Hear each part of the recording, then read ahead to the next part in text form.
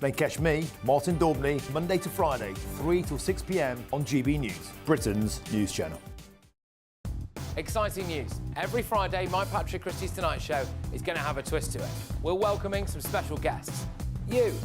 That's right, on Fridays I'm going to be doing my show in front of a live studio audience because this show is about you and what you have to say. It's going to be the same big debates, same big topics, same big opinions, but every Friday night at 9 p.m. you are invited to come on down to Patrick Christie's Tonight to be a part of the action. Only on GB News, the People's Channel, Britain's news channel. Headliners on GB News 11 p.m. every night. It's got 3 top comedians going through the next day's newspapers so you don't have to read them, which is great. That's a good point. He's lying. I mean, maybe he's not lying. That's Headliners every night from 11 p.m. and 5 a.m. as well on GB News, Britain's news channel. I'm Christopher Hope. From pop stars to politicians, I'll interview anybody in a pub who's got a political opinion. Join me every Friday on Spotify, Apple Podcasts, YouTube or gbnews.com, or wherever you get your podcasts. This is GB News, the People's Channel.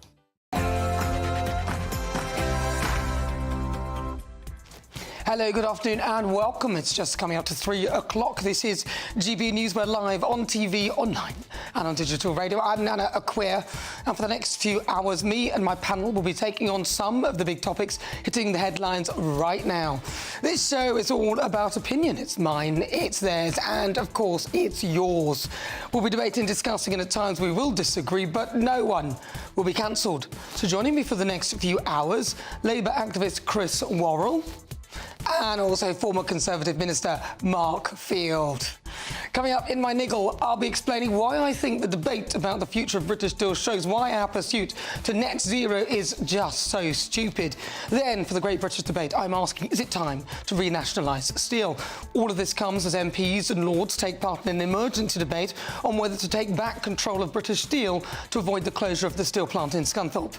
I've also got a poll up asking you that very question. Let me know your thoughts, gbnews.com. And as ever, I'll be bringing you the latest news from the royal household as Prince Harry claims that his police protection was removed to trap him and Meghan in the royal family. But before we get started, let's get your latest news with Sam Francis.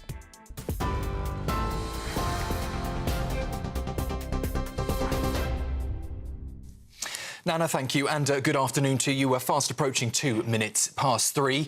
The top story today, well, after 3 hours of intense debate and a rare Saturday sitting, the government's emergency legislation to take control of British Steel has cleared on the nod, meaning no formal vote was needed. As many as are of that opinion say aye. Aye. Of the contrary, no. I think the ayes have it. The ayes have it. The bill will give ministers sweeping powers to make sure the furnaces keep running, staff are paid and key jobs are protected. Earlier, though, the Conservatives accused Labour of making what they described as a pig's breakfast of the crisis. But Business Secretary Jonathan Reynolds told the Commons that the priority is saving jobs and securing the UK's last blast furnace. Steel is fundamental to Britain's industrial strength, to our security and to our identity as a primary global power. Today's legislation will help ensure that we can retain that steelmaking capability here in the UK, both now and for years to come. For British workers' security, for British industry's future, and without hesitation in our national interest, and for the workers of British Steel and for their families, this action today is essential. The House of Lords are also being recalled today to Westminster, with peers needing to back the short but significant bill in order for it to become law.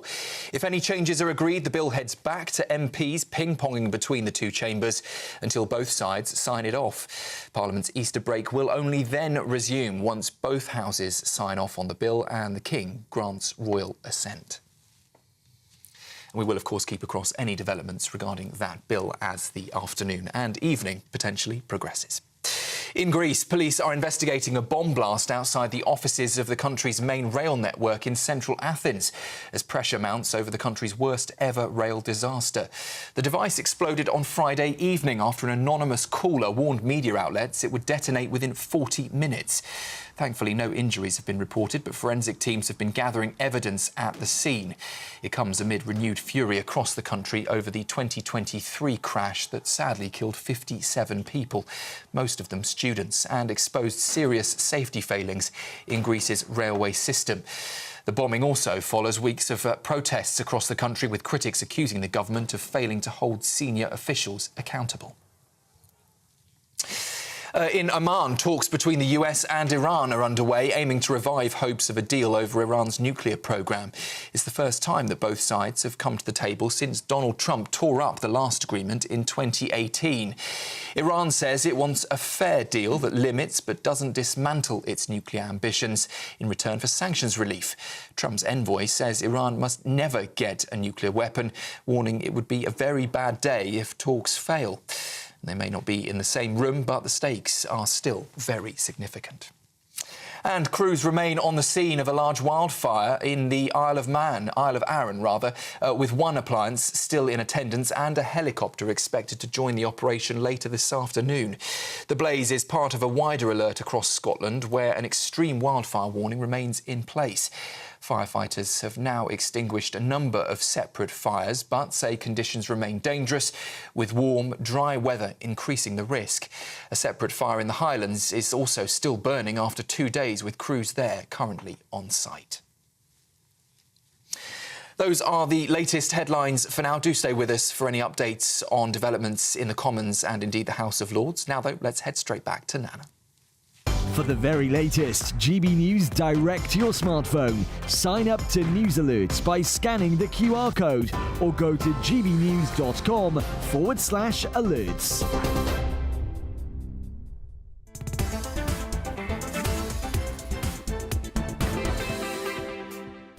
Good afternoon. Welcome to GB News. We're live on TV, online and on digital radio. I'm Nana Akua.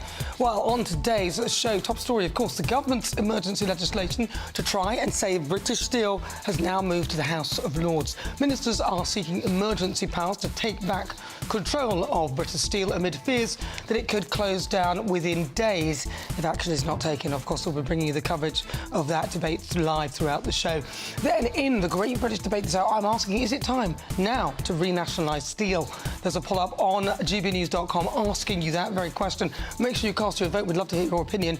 And in the Royal Roundup, I'll be joined by royal biographer Duncan Larkham to discuss Prince Harry's claims that his royal protection was removed to trap him and Meghan into the royal family. All of that on the way. As ever, send me your thoughts, post your comments, gbnews.com/your say.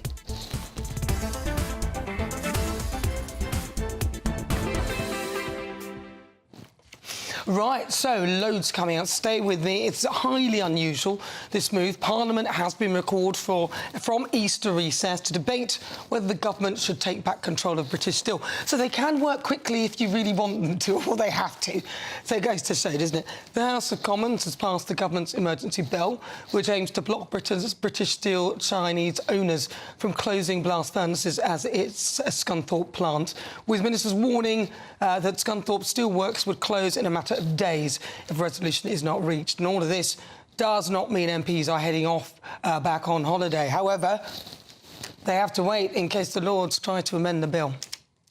So, all right, shall we go live? Let's go to Scunthorpe now. Let's speak to GB News' reporter Anna Riley, who has more on this.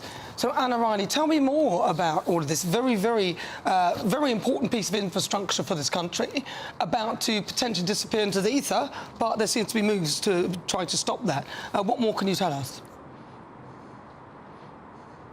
Yes, Nana, well, this move doesn't go as far as nationalisation, but it certainly gives the government the powers to do so. This bill will give the government the right to put in criminal sanctions towards the Chinese owners of British Steel if they refuse to fuel these blast furnaces, to keep the blast furnaces going. Of course, we've been told today that they were within a few days of going out, and that, if that happens, then those blast furnaces furnaces are gone. It's stopped. It's like a light turning out that can never be switched back on.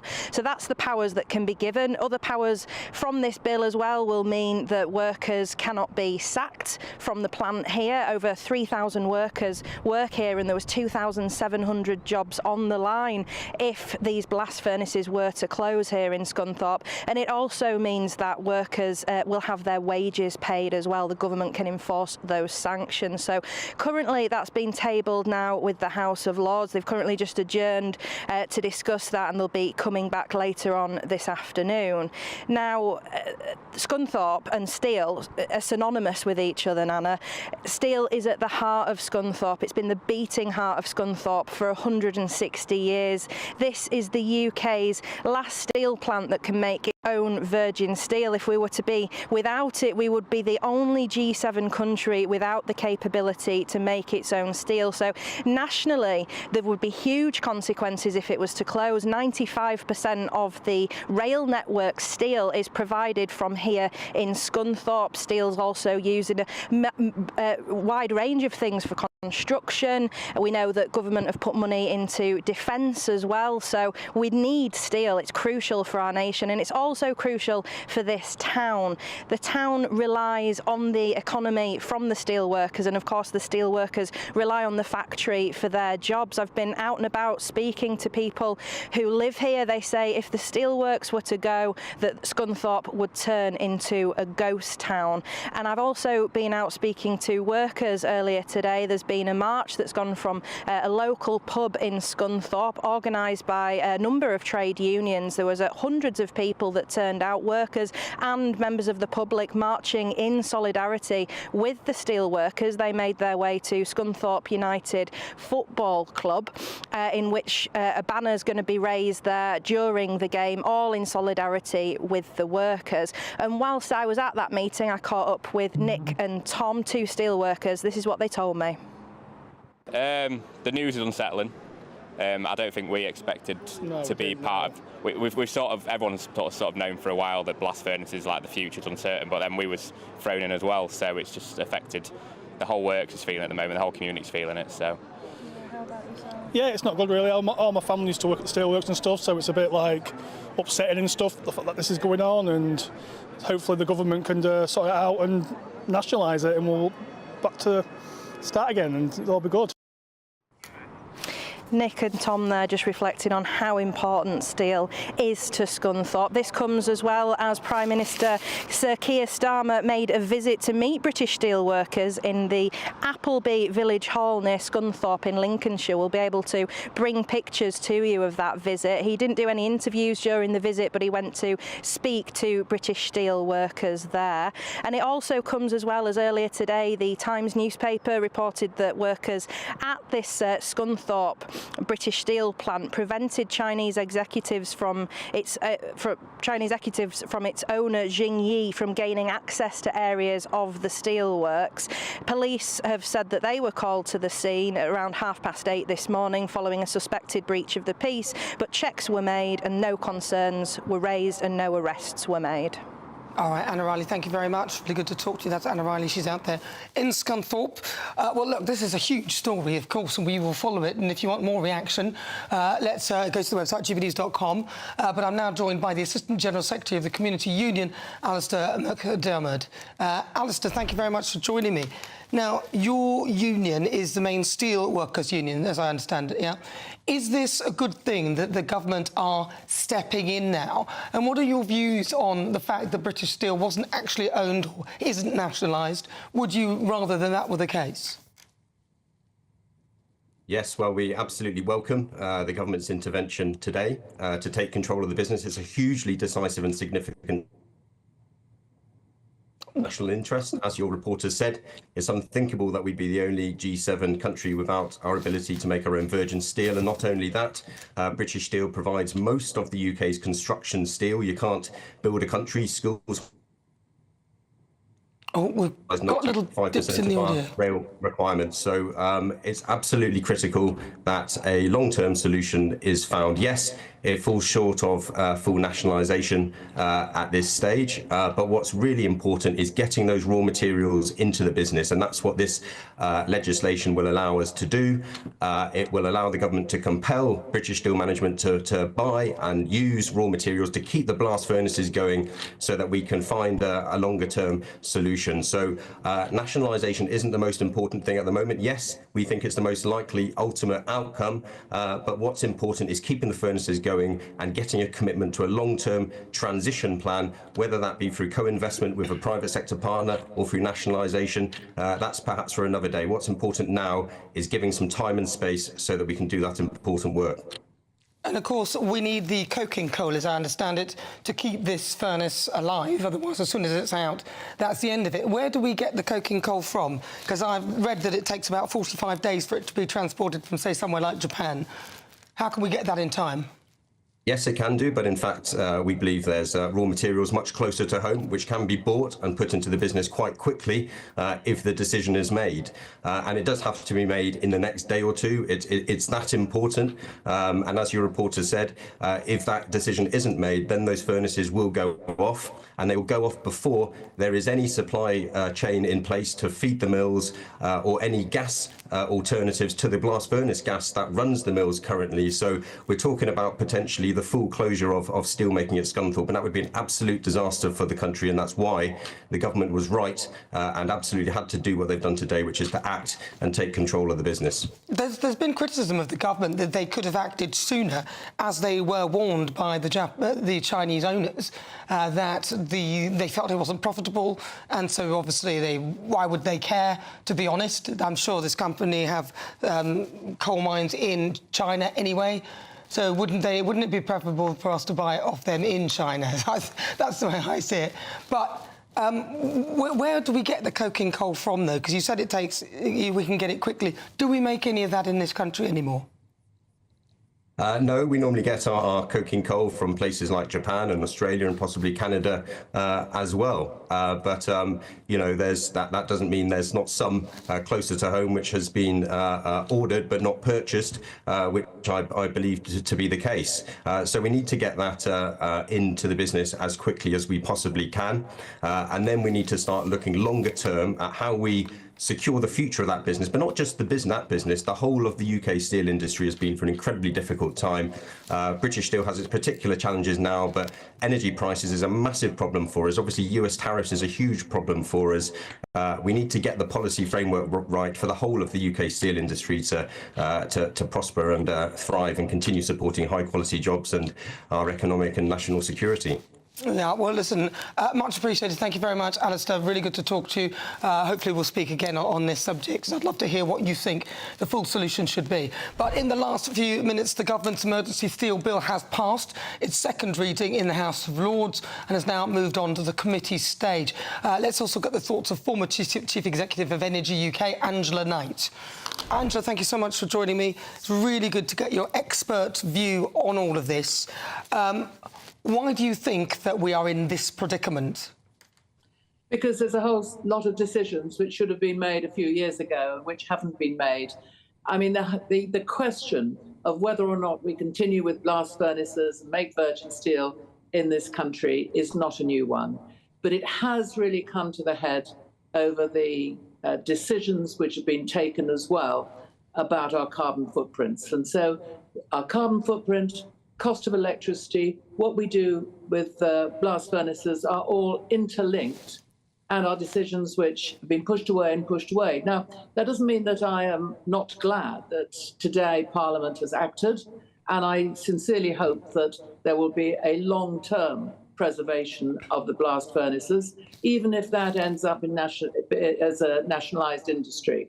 Because the alternative is that they put us, if we don't have that, they put us at a dependency on other countries in what is increasingly a global unstable world and would be a threat to our plans for the future.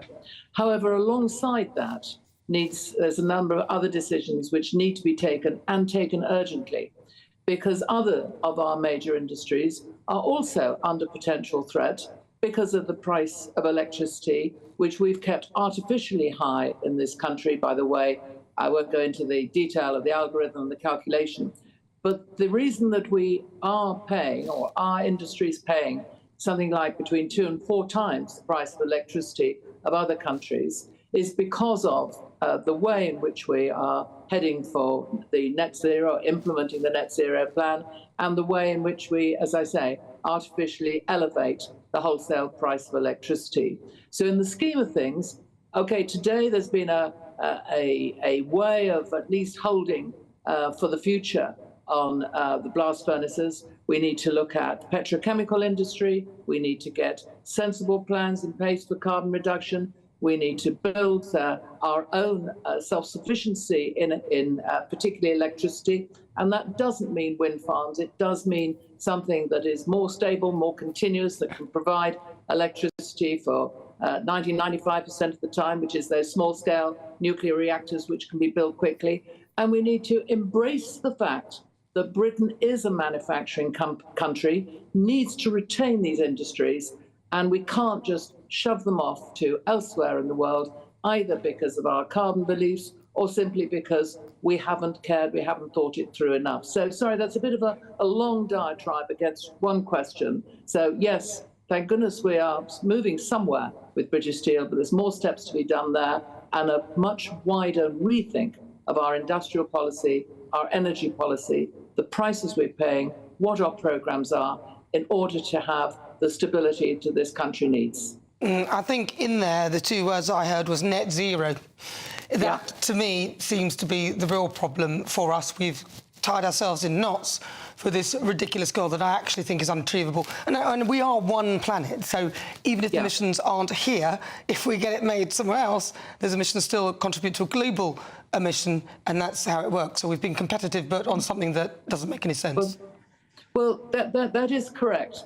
There is nothing wrong with having a policy which reduces our carbon footprint. There's nothing wrong with having a policy which says we just need to be more sustainable, we need to look to see what we can do with renewables and so on.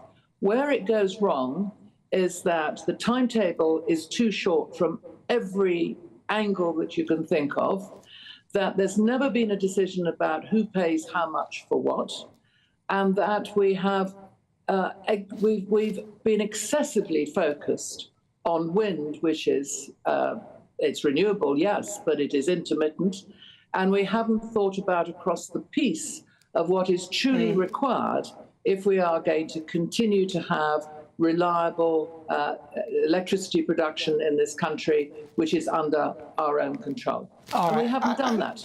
Angela, and it's daft. Yeah, we haven't done it at all. We haven't thought it through, and I don't understand why we can't produce our own coke and coal as well, because once we've got the blast furnaces going, we'll still need that, and we don't want to be relying on somebody else for that, because then we're finished. Angela Knight, we must leave it there. She's the former Chief Executive of Energy UK. 21 minutes after 3 o'clock, in the last few moments, Sir Keir Starmer has been meeting steelworkers in Scunthorpe as MPs and Lords debate whether to give the government sweeping powers to take back control of British Steel amid fears of the plant in Scunthorpe. Have a listen. Just thanks very much for giving up a bit of time this morning to talk to me. I want to talk to you about what's happening at Scunthorpe, future of steel, and you'll be really pleased that this emergency legislation is going through Parliament now. We've been really clear that this is legislation in the national interest, because I judged yesterday that it was right that we acted immediately. Whether you can hear him there, but he is just speaking to some people there, Scunthorpe, some of the workers there, and so on and so forth. I'll try and get you a transcript of what he's actually saying, but stay with me. This is GB News. We're live on TV, online and on digital radio. Up next, the Great British Debate. I am asking, is it time to renationalise steel? This is GB News.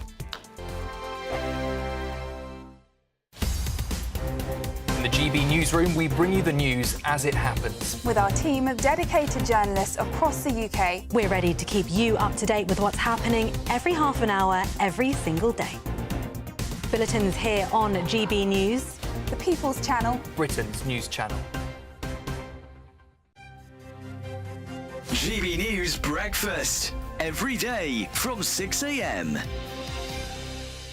Anna, let's have a look at this. And how do we tackle the work of one of Britain's most infamous white supremacists? Yes. William Shakespeare. Oh, no. That William Shakespeare, yes. Why is he being... Why are some people saying he's a white supremacist? So this seems to mostly be based on some research that was carried out in 2022 by some academics that concluded that essentially promoting Shakespeare, as they said, benefits the ideology of white European supremacy, because the argument is that effectively you're saying that this kind of culture is superior to others. But, you know, I'm afraid most people who read Shakespeare will conclude that it is superior to most things that are written, and that's nothing to do with him being white, that's just to do with him being a genius. And it's very depressing seeing this, but also the amount of time,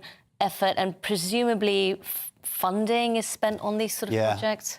It actually, I think, does a disservice to the youth, to young people, because by effectively erasing or trying to rewrite history, they then don't actually learn about the struggles people have gone through. So it's a bizarre one. But I find it astonishing, because this is Birmingham University that's done this study, or an academic from Birmingham University. Birmingham should be celebrating everything great about the Midlands. It should be biased. If Birmingham and Stratford itself cannot celebrate what makes Stratford and Birmingham great, because celebrating a successful British writer from centuries ago reduces the visibility of writers from other countries that had nothing to do with us in the first place.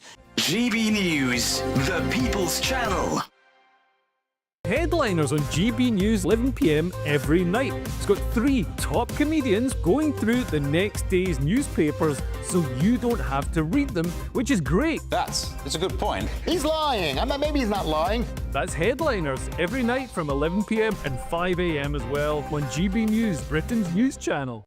We're proud to be GB News, the People's Channel, and as you know, we always love to hear your views. Now, there's a new way of getting in touch with us at gbnews.com/yoursay. By commenting, you can be part of a live conversation and join our GB News community. You can even talk to me, Bev Turner, or any of the members of the GB News family.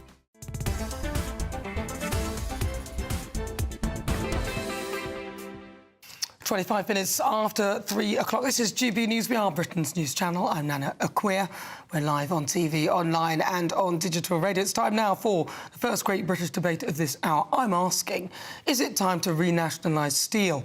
In a highly unusual move, MPs and Lords have been recalled from Easter recess to debate whether the government should take back control of British Steel. Now, the bill has been presented to Parliament. It aims to block British Steel's Chinese owners from closing blast furnaces at its Scunthorpe plant, with ministers warning that Scunthorpe Steelworks would close in a matter of days if a resolution is not reached. However, Conservative leader Kemi Badenoch has accused Labour of bungling negotiations over British Steel and are now scrambling for a solution that will come at a big cost to taxpayers. Let's not mention some of the things that she did as Business Secretary. We'll leave that one there. So, for the Great British Debate this hour, I'm asking, is it time to renationalise steel? Well, joining me, my panel, Labour activist Chris Worrell and also former Conservative Minister Mark Field. All right, Mark Field, I will start with you because you understand everything that's going on. You're very good at all of this. No, I try and understand a little bit of it all. Funnily enough, in my 20 years almost as an MP, we only had one Saturday session. Actually, right at the end of my time is on Brexit in October of 2019. So it does show the urgency that is in the minds of the government here. And it's worth saying, we haven't actually agreed necessarily to renationalise, but the idea is that the public hand will be there. Maybe it'll be some sort of guarantorship, but essentially a decision had to be made in the next 2 or 3 days, and that's why they've rushed to get this little bit of legislation on the statute book. I think what they've shown us is that when they have to, they will, and they can. And if they need to get legislation passed, they can do it in a day. You can, and it's always quite dangerous to do it too quickly. I mean, it's great in a way that you've seen a consensus, but I'm always a little bit sceptical of consensus. You need a proper long-term debate. Listen, the particular aspect here was to do it relatively quickly. I think the big worry for many of us on the Conservative side is this a precedent that's going to be set, and how many more nationalisations are we going to have? Well, I'd like to see water. For sure. Well, we're in an uncertain world, obviously, with all that's going on with Trump and tariffs. We've been in a pretty uncertain world, and one of the reasons we've got this particular problem with steel, we'll come on to net zero, I know, later on in the show, but one of the reasons, of course, was because of the supply chains that we took for granted suddenly became much more under threat when we had the pandemic, and I think there's now a realisation that you don't want these long supply chains that are as strong as their weakest link. Well, what took them so long? Even I could have worked that out. That you don't want, if you need to own the means of the resources like water, gas, electricity, steel. It seems obvious to me. Chris Worrell. Yeah, I think, national resilience, it involves more than just relying on outsourcing and hoping. If we go back a few years, the missed opportunities from the previous administration, there was Greyball Capital bought this factory for £1 in 2016, and then after a load of Brexit uncertainty and EU carbon credits and other bits and pieces, it was put into receivership, and then it was signed off in a sale to a Chinese company for 50 million. So we've seen that the last government preferred a quick sale, didn't really have any long-term industrial strategy. And I think we've seen Labour coming today, and I think this is an opportunity for some serious reindustrialisation of the rest of our country. And in this kind of climate, we know that is going to be key to any defence sector procurement. Well, you see, I actually agree with you. I think that there are certain things that we should own, and steel, production of steel is one of them, water is another. I would go as far as to say we need to own our own resources like gas and oil and gas. These are things that, where we have them within our power, we need to, because if we have wars and things like that, then we're in trouble. Well, I think there are some private sector disciplines, which is why we've had privatisation. But you can have a combination of both. You don't have to have. Yeah, no, but I think as far as steel is concerned, it's been the classic ping pong. This will be the third time we will have nationalised it. We nationalised it in 1949. The incoming Churchill government denationalised it only 4 years later. Then it was nationalised again in the late 60s, and then of course privatised under Margaret Thatcher in 1988. So we've gone through the mill. But I think where Chris is right is there is that sense that we need more national resilience. There are issues around national security that are very much at the forefront of people's minds. It's an important point you raise there, Mark. I mean, we've seen under Thatcher, the privatisation, the jobs went from 8 or 9,000 down to about 2,700, right? The last administration, when the British Steel went to the government asking for a £30 million loan, they said no, citing EU state aid rules. Yeah. And, here we are, down the line, jobs on the line, and I'm glad that the government stepped up and with support across of the House on this, to be fair. And I think Ian Duncan-Smith gave some, pretty sensible contributions where we did talk about, the rise of China and all these other bits and pieces that he did mention before. So I think he's written books about it, hasn't he? Yeah, it's a cross-party consideration. There is, but I think it's worth saying in terms of the jobs, remember, so much more of this is mechanised. Go to any factory today and you'll see a handful of people pressing buttons and a lot of stuff gets mechanised. So the job cuts were a natural part of a process of how manufacturing has developed in the last 20 years, let alone in the last 50 years. Well, you've also seen, I think there was they'd asked the government for about £1 billion towards an electronic arc furnace or something like that. Very silly. Which, well, we'll talk about it later, but it was about £1 billion or £2 billion, and there was a lot of dancing around. I think Labour had offered them 500, Tories only offered them 300 before, and then the tariffs coming in, along with maybe, in my opinion, like I think some of the comments in the Commons today, was around, is this a strategic reason why the Chinese are shutting it down? We've seen in Australia, there's a port that the Australians took back because they said we're not going to have these Chinese stopping us doing any defence naval issues on our own port because they own it, and they've taken that back too. Well, of course they would. Why would they? I think this company also have coal mines and steel works in China anyway, so why would they want to keep our steel industry going? They would be thinking, well, why do we need to go for this? They've called it unprofitable, which is why they said they wanted to not bother with it. So why would they want to start? Why would they want to ensure that we can carry on buying steel from them when they can go back to China? We'll have to buy it off them from there. Well, I think that's a fair comment. I think the reality probably was they overpaid and they've realised it was a bad deal when they came into the UK.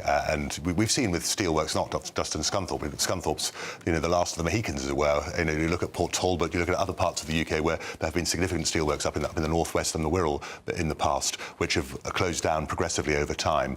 But I just think, as I say, we're now in a world where we are reckoning on needing that resilience. The concern I would have is this going to be a precedent moving forward, and it may well be. But where does this all end? I think you're being very generous, I think, by saying that they just looked and saw they're overpaid. They're clever, they're intelligent people who would have looked at that and thought, well, if we let this go, because we're not going to make any money out of this, we can just have our own steelworks in China, and they'll have to buy it from us. What will they do about it? They don't care. Well, they did lose £1 billion on it, so they didn't look too clever they right now. don't care. They don't care about this anymore. Why would they?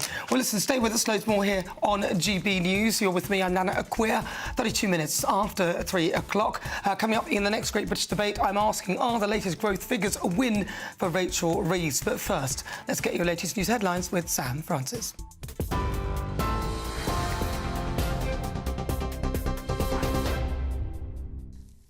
Very good afternoon to you at 33 minutes past 3. Apologies there for the slight noise in the studio. The government's emergency steel bill has passed its second reading in the House of Lords, the first step in the upper chamber, with no formal vote needed. It was approved on the nod, meaning peers gave their backing in principle without objection. The Lords have now adjourned for around an hour to allow time for amendments to be tabled.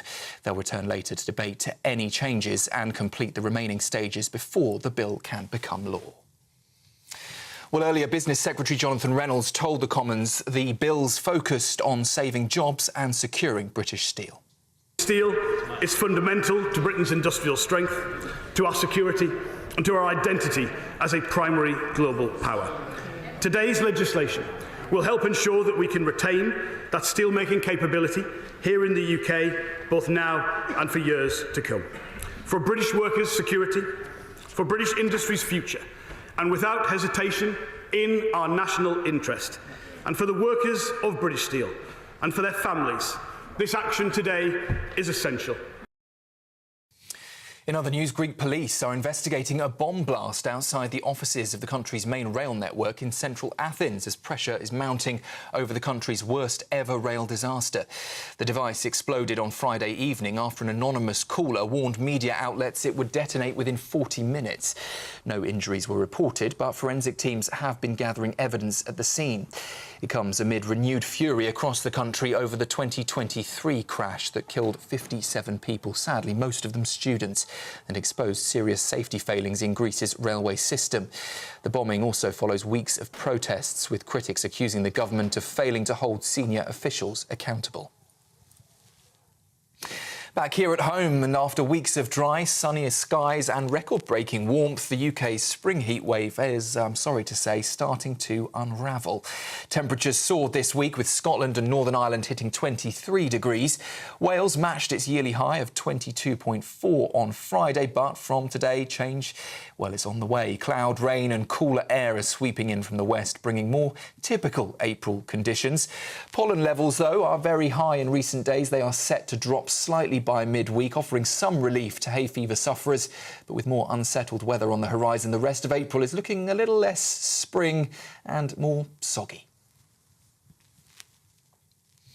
And you've probably seen it online, friends turning into pocket-sized action figures, complete with a toy box, packaging, accessories and Barbie-style labels. Just upload a selfie, type a few prompts, and thanks to AI tools like ChatGPT, your mini-me is born. But behind the fun, experts warn it's not so harmless, with AI data centres using more power than 117 countries combined. Critics say the trend raises deeper concerns too over copyright privacy and accuracy. That story isn't quite the same without the pictures. You'll have to imagine me as some kind of AI doll. Those are the latest headlines. I'll be back with you at the top of the hour. For the very latest GB News direct to your smartphone, sign up to News Alerts by scanning the QR code or go to gbnews.com/alerts.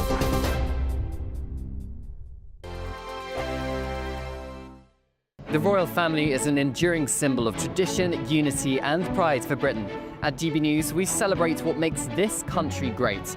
In our new Royal Newsletter series, you can join me, Cameron Walker, for Inside the Palace, an exclusive look every week that takes you beyond the gates and brings you the very latest from those at the heart of the monarchy. Never miss a royal moment again. Sign up now. Go to gbnews.com/royal newsletter and get the latest straight to your inbox. Mornings don't have to be tiresome, especially if you have the right company. Wake up to news as it happens, opinion and debate, and of course, a little bit of entertainment too. Because when the kettle's on, we're on. That's Breakfast on GB News, a show worth waking up for. Every morning from 6 a.m. Only on the People's Channel, Britain's news channel. We'll spread the news, you spread the word. It's Patrick Christie's Tonight, and here we do things differently. It's explaining the absolute madness of this, doesn't it? It's explosive. I mean, this is very good. It's lively. 850. Your government sat there, Sean, and it did nothing. It's controversial. And the Middle East has been in turmoil since before I was born. It's everything you need to kickstart your evening. Everyone's had their Weetabix tonight. I love to see it. That's Patrick Christie's Tonight, weeknights from 9 p.m. Only on GB News, the People's Channel, Britain's news channel.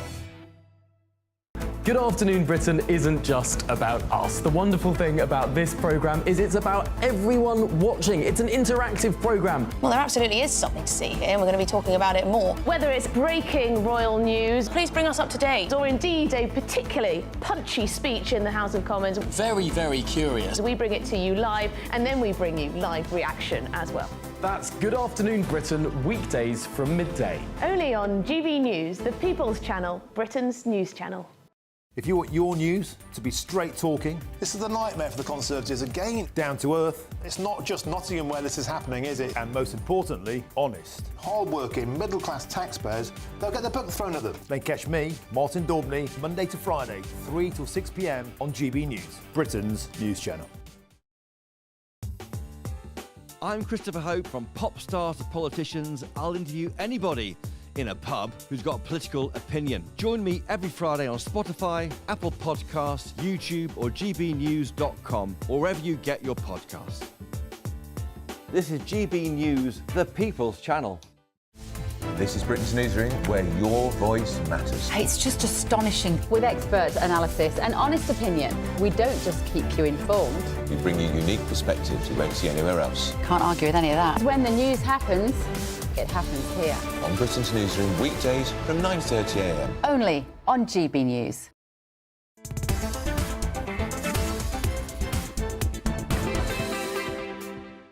Welcome back, GB News. We are live on TV, online and on digital radio. I'm Nana Akua. Don't forget, you can download the GB News app, watch everything for free at your leisure. But it's time now for the Great British Debate this hour. I'm asking, are the latest growth figures a win for Rachel Reeves? The British economy grew by 0.5% in February. Seems kind of sad that we're rejoicing in such a small figure, but it's better than nothing. Much higher than expected. This has helped alleviate fears amongst business leaders that Donald Trump's tariffs will stifle economic growth or perhaps remove the Chancellor's headroom. Rachel has hailed the news as encouraging, but added that the government would not be complacent. However, economists continue to fear that the US president's tariffs will constrain economic growth in this country if the government cannot negotiate a deal to have them lifted. So I'm asking, are the latest growth figures a win for Rachel Reeves? Well, joining me, my panel, Labour activist Chris Worrell, also former Conservative Minister Mark Field. All right, I'm going to start with you. Chris Worrell. Rachel Reeves, is this a win for your so-called leader, Chancellor Rachel Reeves? Well, it's not like she's just found a fiver down the back of the sofa. It's ahead of forecast growth. Hang on, would that be good or bad? A fiver? What's the point? No, of that? it was a metaphor for what? That it's not just some pot luck. It's come from construction being up. That's been driven by planning reforms. We're seeing an uptake in construction sector as a direct result of these planning reforms. We saw it last time when they've increased the OBR forecast in the future as well, driven by planning reforms, trying to get this house building up in this country, and we can see that it's starting to come through. So there is some good positive sentiment. So in the will she market. then also take the credit for the lack of growth in terms of because of the national insurance rise, where employers are telling her that it's causing them to reduce the amount that they employ, and also it's restricting their growth? Would she also take the credit for that, or was that because of the last government? Well, I think you can take growth that is above forecast. Well, so that's always going to be good, Will isn't she it? accept that? Well, I don't see above forecast growth as a failure. No, I want to take credit for the 0.5 increase. I'm saying, but will she also take credit for her other policies that have caused things to go in the other direction? Well, things are going in a positive direction. So we're seeing that, business... Well, not really, are they? Well, but they've got wider geopolitical things going on at the minute, but it's not, nothing like a trade war just to sort of boost a few so that's geopolitics, is it? That well, if it all goes... I was going to say something like you heard me out there. If it all goes that way, it's not her fault, it's geopolitics. But if it's all a 0.5 rise, then it's all down to her. She doesn't decide what Trump... So there's no geopolitics tariffs. involved in this? There's always geopolitics, affects everything economically. But what we can take is that with construction sectors up and above forecast achievements is a good thing. All right, Mark Field, is this a win for Rachel Reeves? Listen, it is a very short-lived win, I think. Do you think it's a win? Listen, it's a win. She smiled. And listen, it's better that it's plus 0.5 rather than minus 0.5. But I think we all know these figures do get revised. And, of course, such a big upshoot this month might mean a balancing negative next month. So, and I think Rachel Reeves is well aware of how that all operates. But it is likely to be short-lived. I mean, all the turbulence in the markets that we hear. When I speak to people in the city at the moment, they're very concerned about the uncertainty of are we going to have tariffs or not? How does the trade war work out? The whole issue around global trade.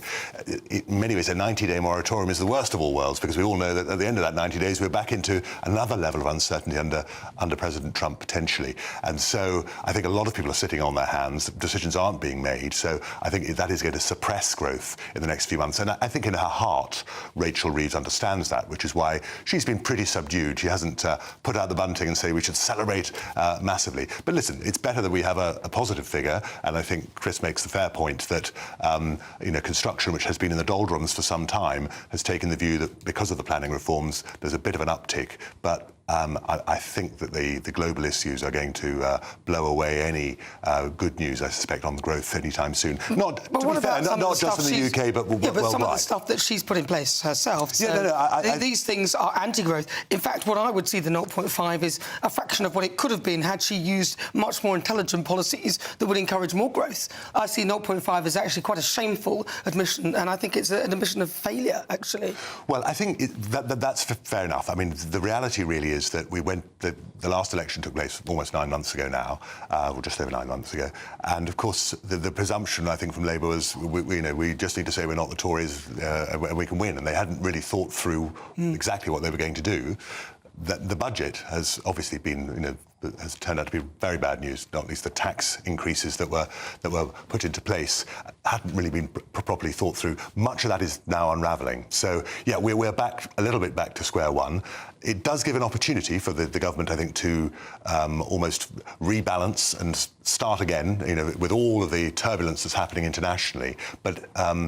That's the backdrop to what we're going to happen in the next few months. So, as I say, when I speak to people in the city and then the boards that I'm on, the public company boards, there's a lot of, I wouldn't say necessarily gloom and doom, but certainly a sense that things are going to be very tough this year. They're going to be very tough. I don't think she's got a clue what she's doing. But as steady as she goes, let's see how she gets on. Mark Field, Chris Rawle, thank you. But if you are in search of some winter sun and want to escape this place, although it's actually quite sunny here, here's the forecast of some of the top European holiday destinations. Ready to soak up that holiday sunshine? Won't we need some cover? No worries. All sorted. All Clear Travel Insurance sponsors GB News Travel Destinations Forecast.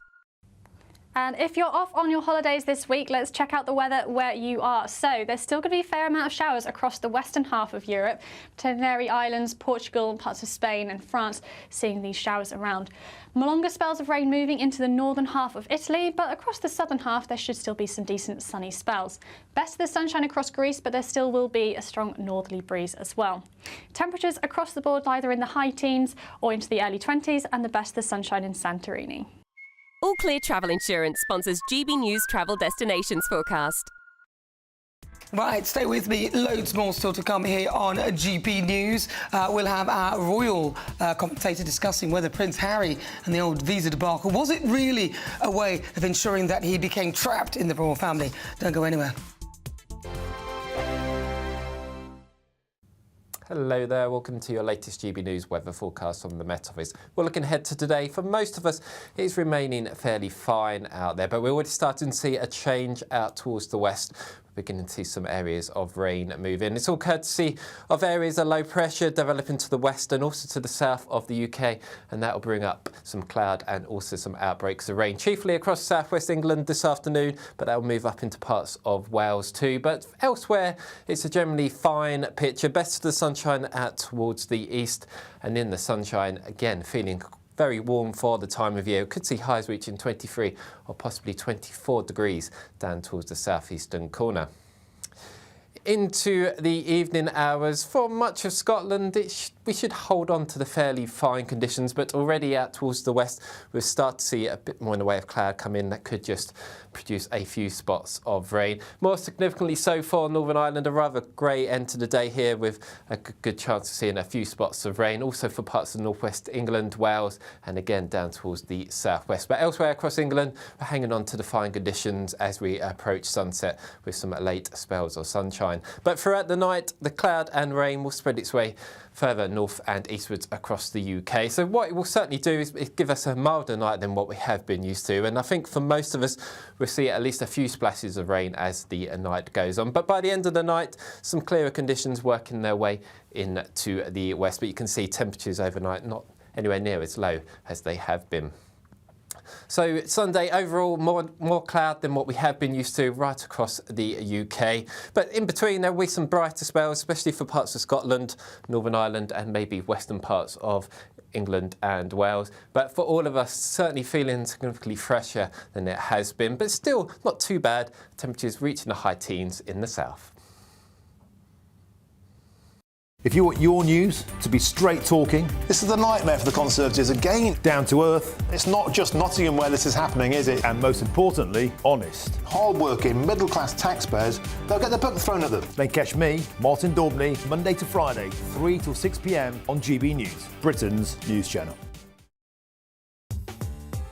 I'm Christopher Hope. From pop stars to politicians, I'll interview anybody in a pub who's got a political opinion. Join me every Friday on Spotify, Apple Podcasts, YouTube or gbnews.com, or wherever you get your podcasts. This is GB News, the People's Channel. We're proud to be GB News, the People's Channel. And as you know, we always love to hear your views. Now, there's a new way of getting in touch with us at gbnews.com/your say. By commenting, you can be part of a live conversation and join our GB News community. You can even talk to me, Bev Turner, or any of the members of the GB News family.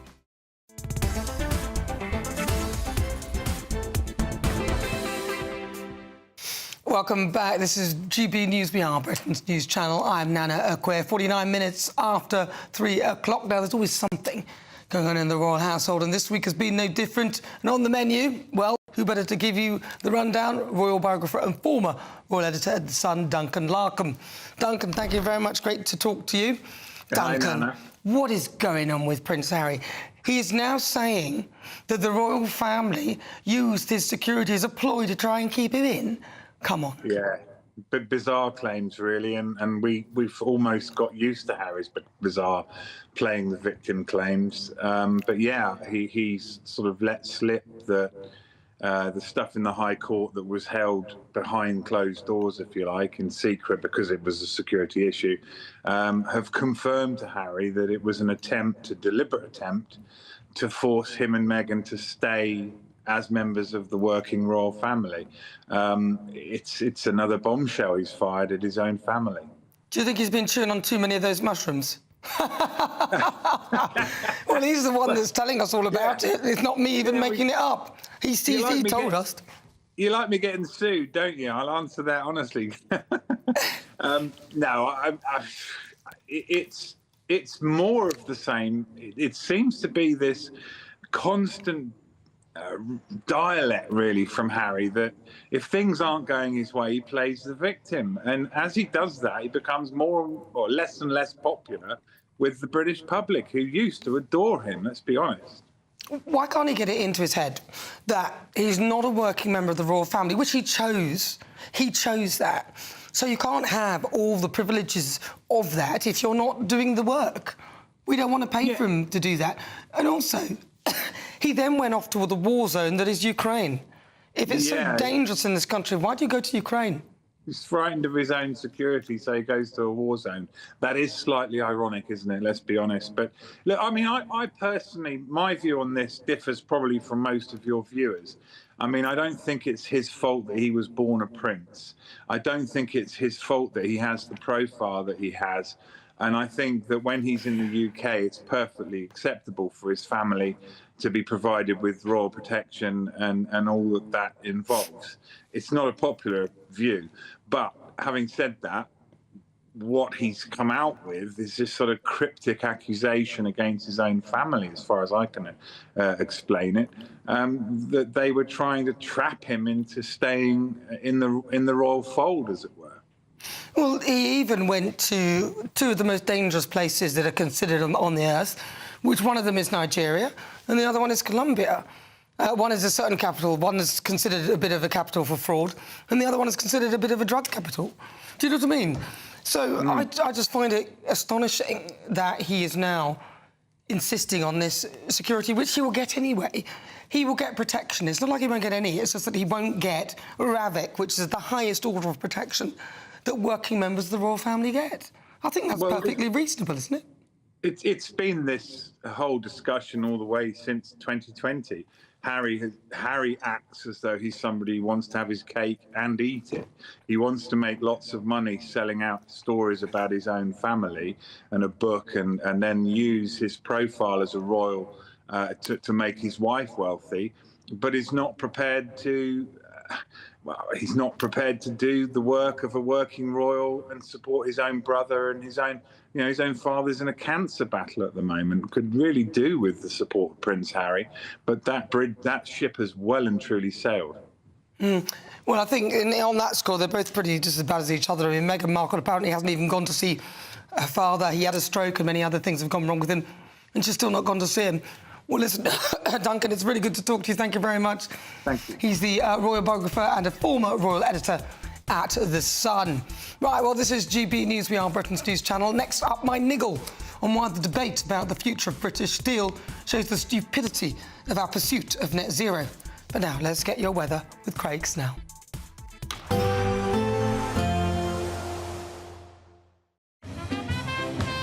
There will be a light breeze in the morning, leading to a warm front. Boxed heat pumps, sponsors of weather on GB News.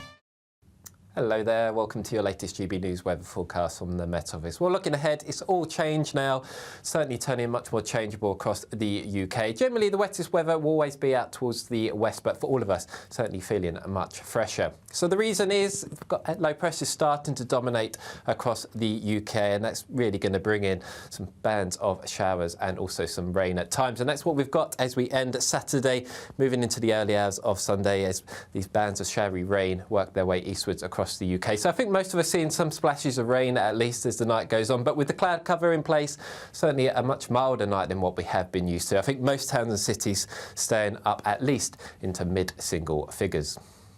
So as we start Sunday morning off in the south, a mixture of some cloud, maybe still some rain lingering across the far east. Where further west, we will see some sunshine first thing, but showers already moving in across the very far west, and that will be a feature of the day's weather. Also some fairly bright conditions for Northern Ireland and Western Scotland, where the further east you are, still hanging on to some night-time cloud. But you can certainly see temperatures starting the day much higher than what we have had over the last few days.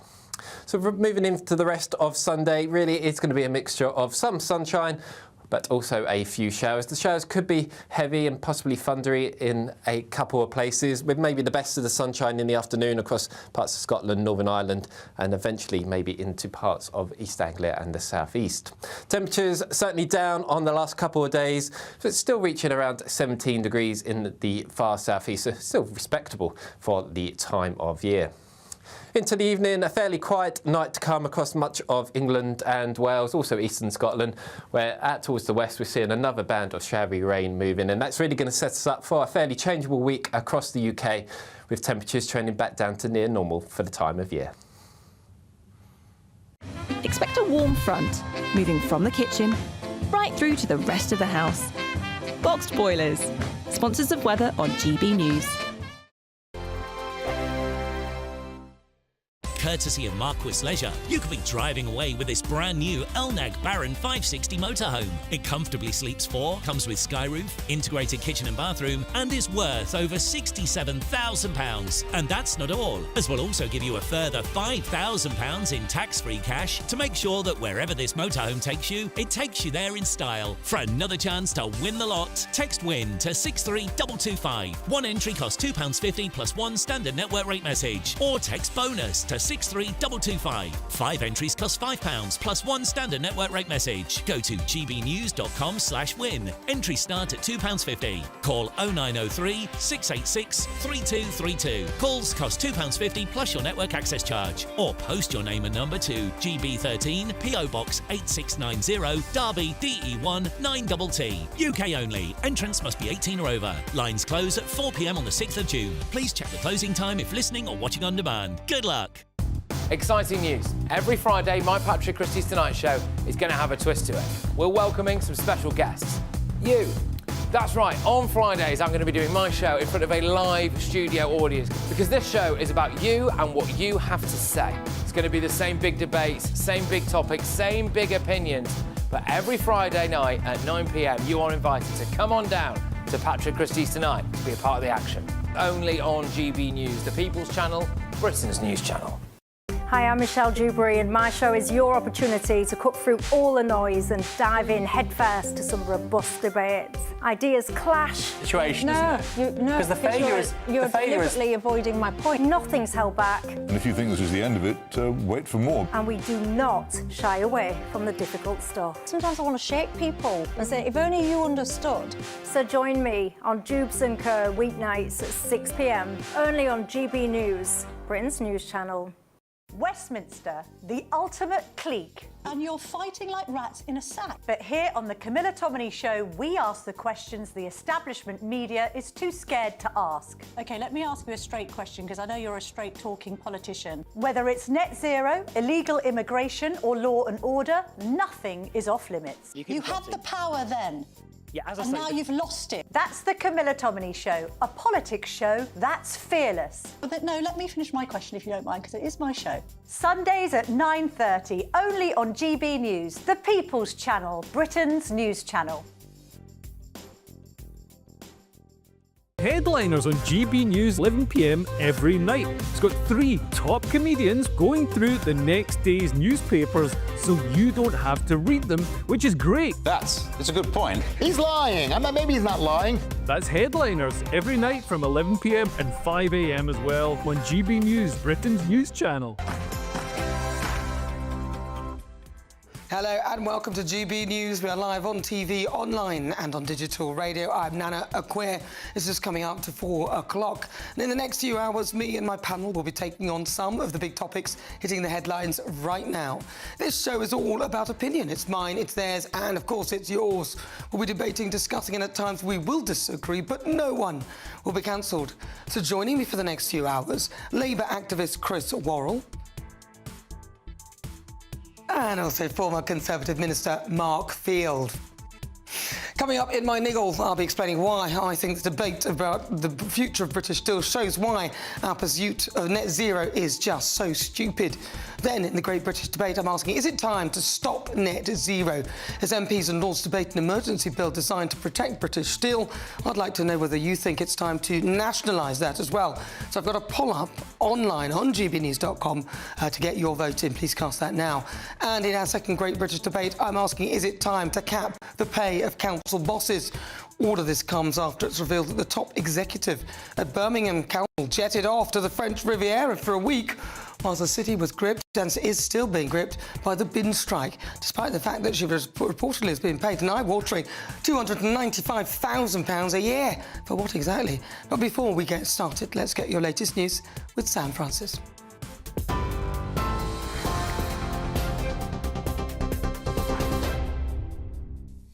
Very good afternoon to you. Just coming up to 2 minutes past 4. The top story after 3 hours of...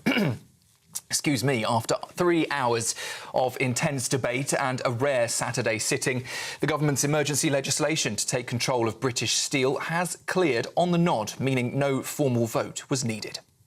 As many as are of that opinion say aye. Aye. of the contrary, no. I think the ayes have it. The ayes have it. Well, the bill will give ministers sweeping powers to make sure the furnaces keep running, staff are paid and key jobs are protected. Earlier in the Commons, though, the Conservatives accused Labour of making a pig's breakfast of the crisis, but Business Secretary Jonathan Reynolds says the priority is saving jobs and securing the UK's last blast furnace. Steel is fundamental to Britain's industrial strength, to our security and to our identity as a primary global power. Today's legislation will help ensure that we can retain that steel-making capability here in the UK, both now and for years to come. For British workers' security, for British industry's future, and without hesitation in our national interest, and for the workers of British Steel and for their families, this action today is essential. Well, in fact, the latest update on the situation in Scunthorpe at the steel works is that Sir Keir Starmer, Prime Minister, has in fact travelled to Scunthorpe to meet British steel workers there just shortly after the government's emergency bill passed its first hurdle in Parliament. Just a few lines I can bring you from those conversations between workers and the Prime Minister. He said, I quote, "You are the people who have kept this going. You and your colleagues have been the backbone of British steel." And one worker thanked the Prime Minister, but added cautiously, "We're not yet there yet. We've still got a lot of hard work to do." Well, on that, meanwhile, in the House of Lords, peers have also been recalled to Westminster, with their backing needed for the short but significant bill to become law. If any changes are agreed, the bill heads back to the MPs, ping-ponging between the two chambers until both sides sign it off. Parliament's Easter break will only then resume once the House signs off and the King grants royal assent. In other news, talks between the US and Iran are underway in Oman, aiming to revive hopes of a deal over Iran's nuclear programme. It's the first time both sides have come to the table since Donald Trump tore up the last agreement in 2018. Iran says it wants a fair deal that limits but doesn't dismantle its nuclear ambitions in return for sanctions relief. Trump's envoy says Iran must never get a nuclear weapon, warning that it would be a very bad day if talks fail. In Scotland, crews remain on the scene of a large wildfire on the Isle of Arran, with one appliance still in attendance and a helicopter joining the operation. The blaze is part of a wider alert across Scotland, where an extreme wildfire warning remains in place. Firefighters have now extinguished separate fires, but say conditions remain dangerous, with warm, dry weather increasing the risk. A fire in the Highlands is still burning after 2 days, with crews there currently on site. And perhaps the best news of the day so far, wedding bells for one of our own. GB News presenter Ellie Costello has tied the knot this afternoon. She married her partner Jared in a gorgeous London ceremony at Chelsea Old Town Hall. And yes, she did look incredible, rocking a sleek long-sleeved white mini dress, complete with buttons, a beaded headband and a classic white bouquet. Ellie was every bit the perfect bride. The happy couple was showered in confetti by family and friends as they stepped out of the historic venue. And as you can see there, Ellie is certainly beaming bright. And a big congratulations to Ellie from all of us here at GB News. Those are the latest headlines. I'll be back with you in half an hour. For the very latest GB News direct to your smartphone, sign up to News Alerts by scanning the QR code or go to gbnews.com/alerts.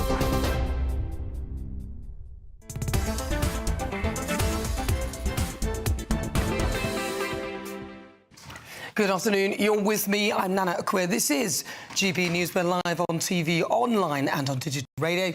It is 6 minutes after 4 o'clock. Well, there we have it. Net stupid.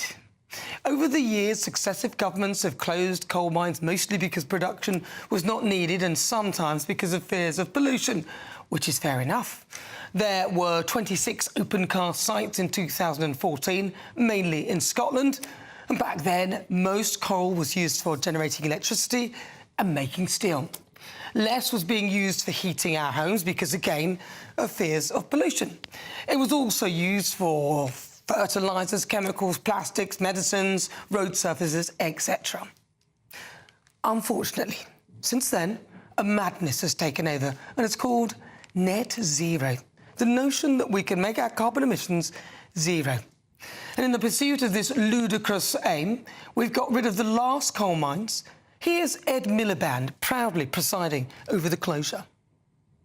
Last night was a historic moment for Britain's energy system because after 142 years, the last coal-fired power plant at Ratcliffe-on-Soar shut down. I want to pay tribute to the workers there.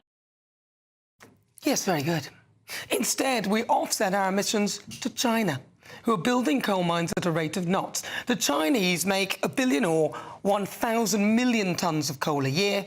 We make just 4 million tonnes. We've deindustrialised ourselves. We've decided on no new oil and gas wells. Didn't Ed Miliband order the sealing of Britain's final shale gas well, the one in Lancashire? No fracking way. So instead, we import it, which has huge carbon footprints. There was the closure of the UK's oldest oil refinery, Grangemouth, expected to result in the loss of approximately 400 jobs out of the 2,000 based at the site. But don't worry, there'll be green jobs in the future, whenever that is and wherever that means, or wherever they are. Here is what Secretary of State for Scotland, Ian Murray, had to say on the matter. It's absolutely devastating what's happened at the refinery and the loss of 400 jobs, but this growth deal in the medium term, the short term stuff we're putting in to support the workforce immediately at the refinery, and also Project Willow, which is the long term platform for what the Grangemouth site, the whole site, not just the refinery, can do in the future, whether it be biofuels or biorefinery, etc. So all of that is a joint endeavour from the company, the Scottish Government, the UK Government, the Council, to try and bring all that together. But you're absolutely right. Falkirk College is here today. Our colleges, our higher education sector are meshed into this process as well. And we've sold off the bastion of our steel industry, British Steel, to Chinese operator Jinje, I hope I said that right, who, guess what, aren't that interested in keeping our industry alive as they have plants in China, I hear. They warned the government that they are running out of the coking coal needed to keep the furnaces on, and as we don't have any facilities to make it ourselves anymore, and even though the operator is a private business, we would have to bail them out in some way. Apparently, Jinje said the furnaces are no longer financially viable. They've probably worked out that once the blast furnaces are switched off, then we'll have to buy from them anyway in China. Instead of being able to produce our own coking coal, we have created a situation which we've inflicted on ourselves. We would now have to import coking coal from somewhere like Japan, which takes approximately 45 days, I think, and by that time the blast furnaces could have gone out, and from what I understand, once that happens, they cannot be switched back on. The governments are now sitting today, so Saturday, in Parliament, to create new laws to give them the power to take ownership of British steel. We've even strangled our car industry by punishing it. If EV targets are not met, then a charge of £15,000 a car is levied, although this week the government generously announced they'll reduce that to 13. How good of them? It is time to end this net zero madness. We are one planet, so wherever the emissions occur, it contributes to global CO2 levels. So there's no point trying to look good by destroying industry in this country for an impossible and frankly pointless grandstanding target. Nothing short of nationalising our steel industry is acceptable.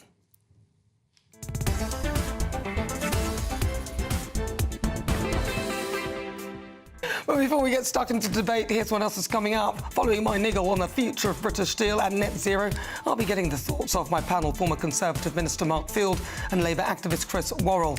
Then for the Great British Debate, I'm asking, is it time to stop net zero? And for the second debate of this hour, I'm asking, is it time to cap the pay of council bosses? That's all on the way. As ever, send me your thoughts, post your comments. We'll read some of those out. gbnews.com/your say.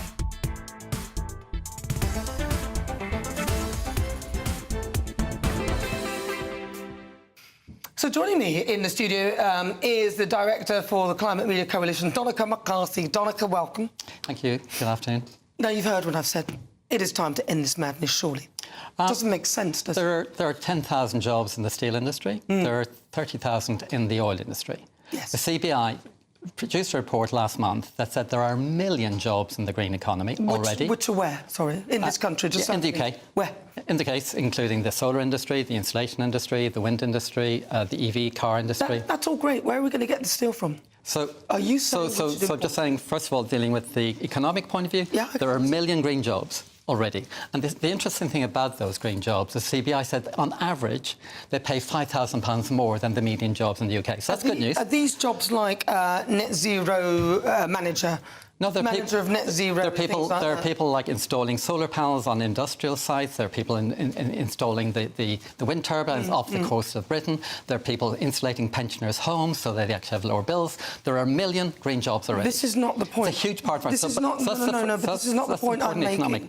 The point I'm making, that's great. Good. But I suspect you need steel for many of those things. So why would we outsource that? So the first point I want to deal with is the economy. We are dependent now on 1 million jobs on the green economy. It's a real plus for Britain. On the steel point, what has happened with steel is 30 years ago, Margaret Thatcher sold it off, and the Chinese and the Indians bought it.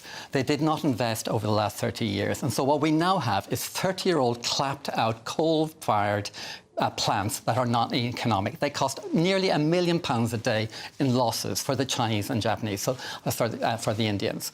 So what has happened across the rest of the world is they moved to electric arc furnaces. Not all of them, no, and China in particular haven't. Britain Be honest, that's not true. No, I'm sorry. If you look at the global table of countries that produce steel, Britain's at the bottom in terms of nearly all our coal comes from coal. You know, in the United States, you and I both it's know. 70%. You and I both know that electric arc furnaces cannot produce virgin steel. So you know that, and they can use recycled steel. Nobody's saying that you couldn't have electric arc furnaces to produce recycled steel, but we need virgin steel for certain things. That we need very strong virgin steel. We need the capacity to be able to do. The most high-quality steel in Britain is produced by what? By electric arc furnaces. Where? In Rotherham and in Sheffield, who produce such good steel with electric arc furnaces for our nuclear power, for nuclear submarines and for nuclear power stations. The thing that's using recycled steel? No. This is using electric arc furnaces, producing the top quality steel. To make virgin steel. I'm talking about virgin steel. Top quality steel is a different word to virgin steel. So I'm being very clear.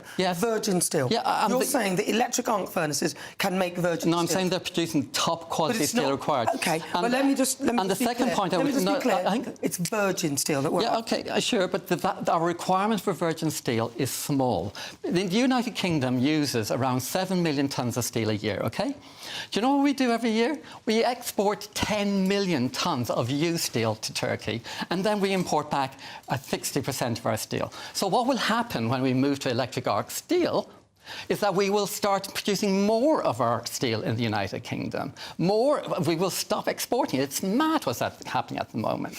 OK, what is mad is removing the ability to create virgin steel, and you know that. And you also know that electric arc furnaces cannot do that. They can. No, they can't. They can. Sorry. Where is it they can do this? Sorry, I apologise. I misspoke there. Where we can, how you produce, if you want a small amount of virgin steel, how you produce it. A small amount, that's the point. That's right. You only make a small amount, you know. Yes, so a small amount is what you do like they're doing in Sweden, Sweden is where we import our iron ore from. What are Sweden doing? They're moving to green hydrogen furnaces to produce virgin ore. We could do that in Scotland, where we are currently dumping, Nana, £1 billion a year of free electricity because we can't use it. Because the wind turbines aren't very good, No, because we're producing so much. Too much, and we don't have the facility to try. Exactly, we don't have the green furnace there. So if we have a green furnace producing green hydrogen steel, that solves the small problem of actually virgin steel. But the key problem is electric arc furnaces use 1/5 of the workers and 80% less energy. So in other countries, the reason why they're so uneconomic in Britain is, for example, electric arc furnaces in America, they use 80% less workers. So, unfortunately, with progress and efficiency, you end up losing workers, and workers have to find new jobs in the green economy. Listen, as you said, there are loads of jobs in the green economy, so that won't be a problem, will it, Donica? You said there is over 1 million jobs in the green economy, and then you said the other jobs, there's not much in there. So there would be no problem finding new jobs. So let's just get that out of the way. The problem is that many of the jobs that you're talking about, so in electric arc furnace, powered by hydrogen or whatever, doesn't exist. We haven't got that here. So you don't remove your only ability to create virgin steel when you don't have the ability... let me finish. That's what the government's doing, yeah, sure. You don't do that. It's very foolish. Nobody's saying that if you've got a better technology that can do the same thing more efficiently and cheaper and in a better way and more environmentally friendly, everyone would vote for that. But the bottom line is, We don't. And whilst we don't have that, and even if we did, we probably wouldn't even own it. And that's the problem again. We need to own these things. OK, well, we're actually agreed that actually if we can produce steel cheaper and cleaner and more efficiently, we could do it. That is what's happening in Port Talbot. They're already building the electric arc furnace in Port Talbot. So that's happening. There is actually a lot of agreement here. And in Scunthorpe, they have the planning permission for the new electric arc furnaces. The government hasn't agreed the deal. And so what the government's doing today is agreeing with you, is we should not close down the last plant with producing virgin steel whilst we haven't built the new ones. And so, therefore, the problem is, in the 2 years to 3 years that we're waiting to build that plant, which should have been built 5 years ago, the government's going to have to spend £1 million a day subsidising those jobs, and that's a real problem for us taxpayers. All right, so to me the real problem is even if we create an electric arc furnace that can create virgin steel, which I haven't heard of one that can, to be honest with you, Dr. But even if that were the case, my problem is the fact that it'd be owned by a foreign owner, and I don't see why these things, vital infrastructure, should even be sold off. I think it's absolutely disgraceful. And then when they are sold off, when they start getting into problems, because we realise it's vital infrastructure, then we, the taxpayer, have to pick up the tab. I mean, I have sympathy for what you're saying, but the problem then is we taxpayers would have to put up the £1 million a day that Tata Steel were putting in to keep Port Talbot going, and the 700,000 that Jingia were going. That's a huge problem. I have no problem with that because we pay £8 million a day. I would see the money better going into something positive. I have no problem with that because we pay £8 million a day for people who come here via dinghy. I would rather be paying for that. Dr. McCarthy, I hope I've given you a fair crack at it. Is there anything else you wanted to say? No. I think the bottom line I would like to make is that with the electric arc furnaces, Britain could be almost independent in steel, and that's something exciting to have. Well, it depends if they own the arc furnaces, once again. You're not independent but in terms of we'll produce all of our own steel. Yeah, but so what? If you don't own it... it's important for those workers. For the workers, maybe, but there were plenty of workers in the steel... Do you know, at the moment, there are thousands of people in Turkey working on our scrap steel, processing it, and we're importing it back. So why shouldn't we have British workers doing it rather than Turkish workers? Well, the bottom line is that we should own that, so we would have our own people in our own country owning it, so we'll decide how it runs. And it won't happen. And if the government are in charge of it in some way, not that they run it, but it looks like the Labour government are doing what you want. Well, that's the only thing that needs to be done, and I think it's what most people want. Dr. McCarthy, thank you very much. Right, 19 minutes after 4 o'clock, you're with me. I'm Nana Akua. This is GB News. Next, it's time for the Great British Debate. I'm asking, is it time to stop net zero?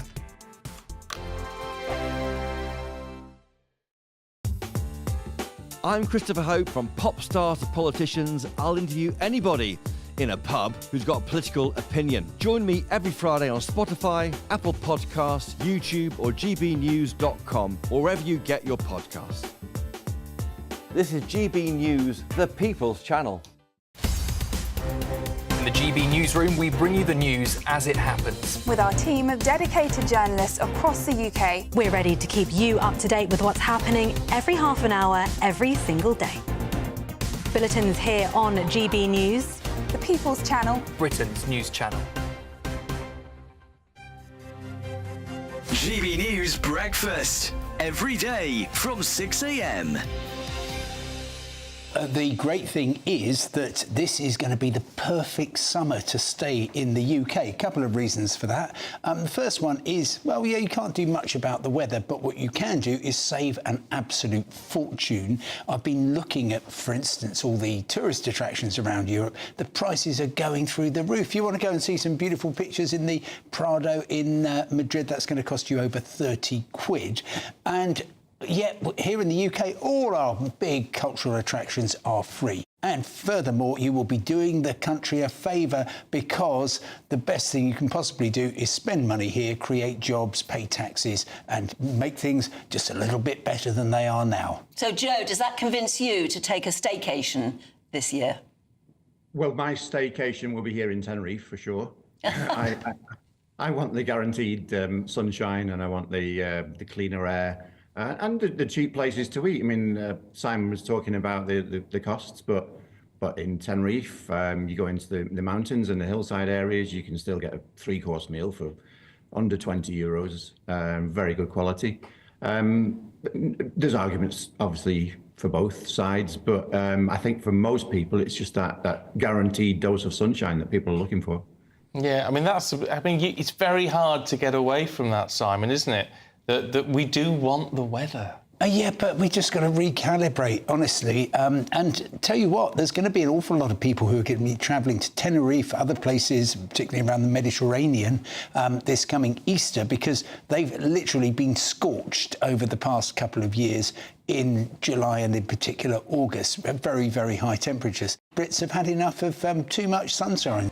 GB News, the People's Channel. Headliners on GB News 11 p.m. every night. It's got 3 top comedians going through the next day's newspapers so you don't have to read them, which is great. That's a good point. He's lying. I mean, maybe he's not lying. That's Headliners every night from 11 p.m. and 5 a.m. as well on GB News, Britain's news channel.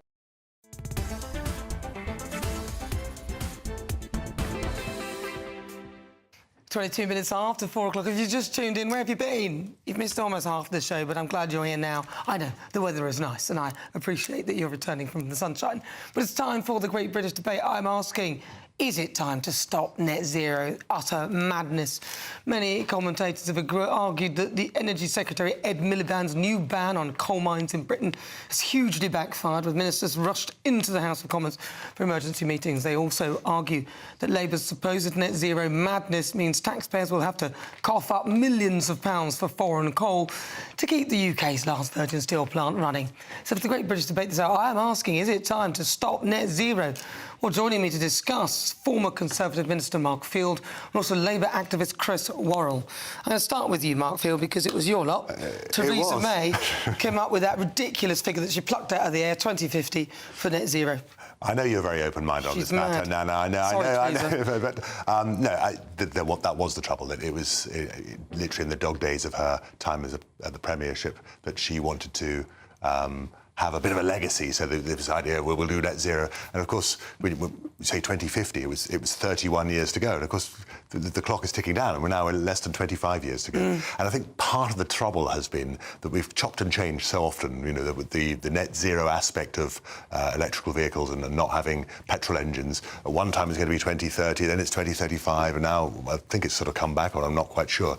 But none of this is great news. If you're a businessman trying to make investment decisions, it's the uncertainty that's the killer. So we need to make some sensible decisions, obviously in all the turbulence that's happening economically under President Trump, with, you know, what's going to happen to our trade, what's going to happen with tariffs. No one really wants to pin themselves down any time soon. So I wouldn't say get rid of net zero.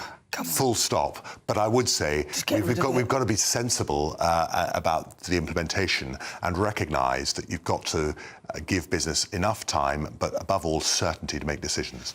And if it couldn't get any worse, your lot, Chris, have come and actually made it worse, with the lovely Ed Miliband coming out with absolute nonsense plans like 22 billion carbon capture, which everywhere it's been tried, it's been a disaster and cost of absolute fortune.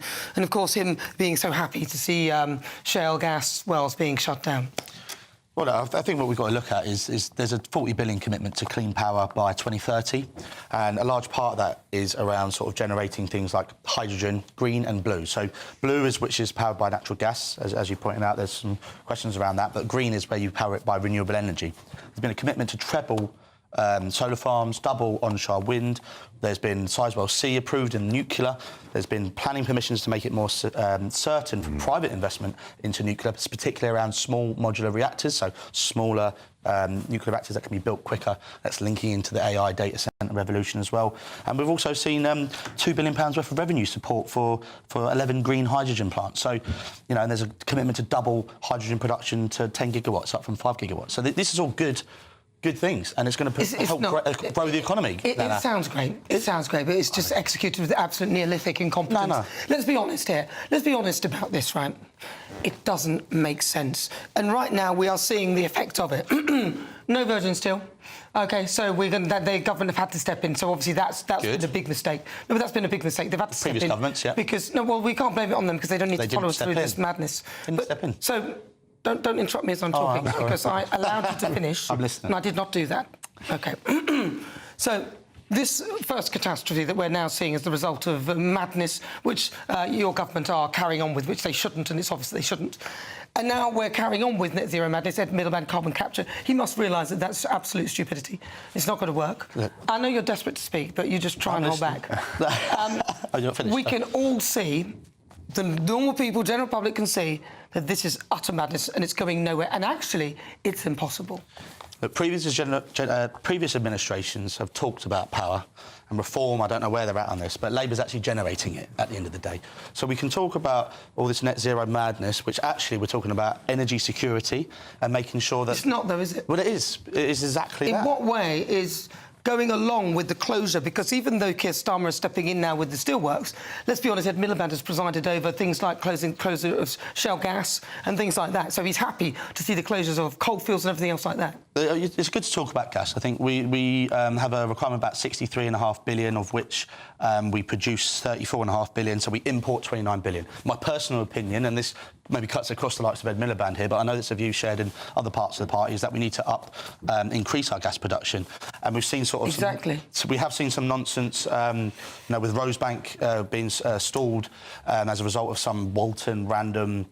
sort of lawyer challenging these environmental impact assessments, halting that. But what Labour has been doing is something called tieback development. So new wells can connect to existing refineries. So there's a lot being done in this space. We've got the Great British Nuclear has just unrolled through the EN7 supplementary guidance to the National Planning Policy Framework, which instead of saying we're just going to do these 8 nuclear power plants, we can now roll out a framework which the private sector can put stuff forward. We've seen it being done near Bristol somewhere. It's called Chiltern, Vital, Berkeley. So this is, 3 or 4 small modular reactors. Rolls-Royce are going to be one of the ones that are going to be competing for the Great British Nuclear contract. So that's British technology. It's for British jobs and it's for British energy and British future. What's there to disagree with? It falls short of the fact that the components needed to make a lot of this will be needed to be shipped in from places like China. And let me just tell you this, because we're losing the industries that would create these things.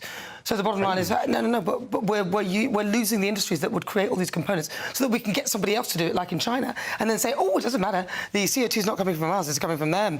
But yet it's a global planet. So whoever makes the CO2 is irrelevant. It's the fact that the CO2 is still being made.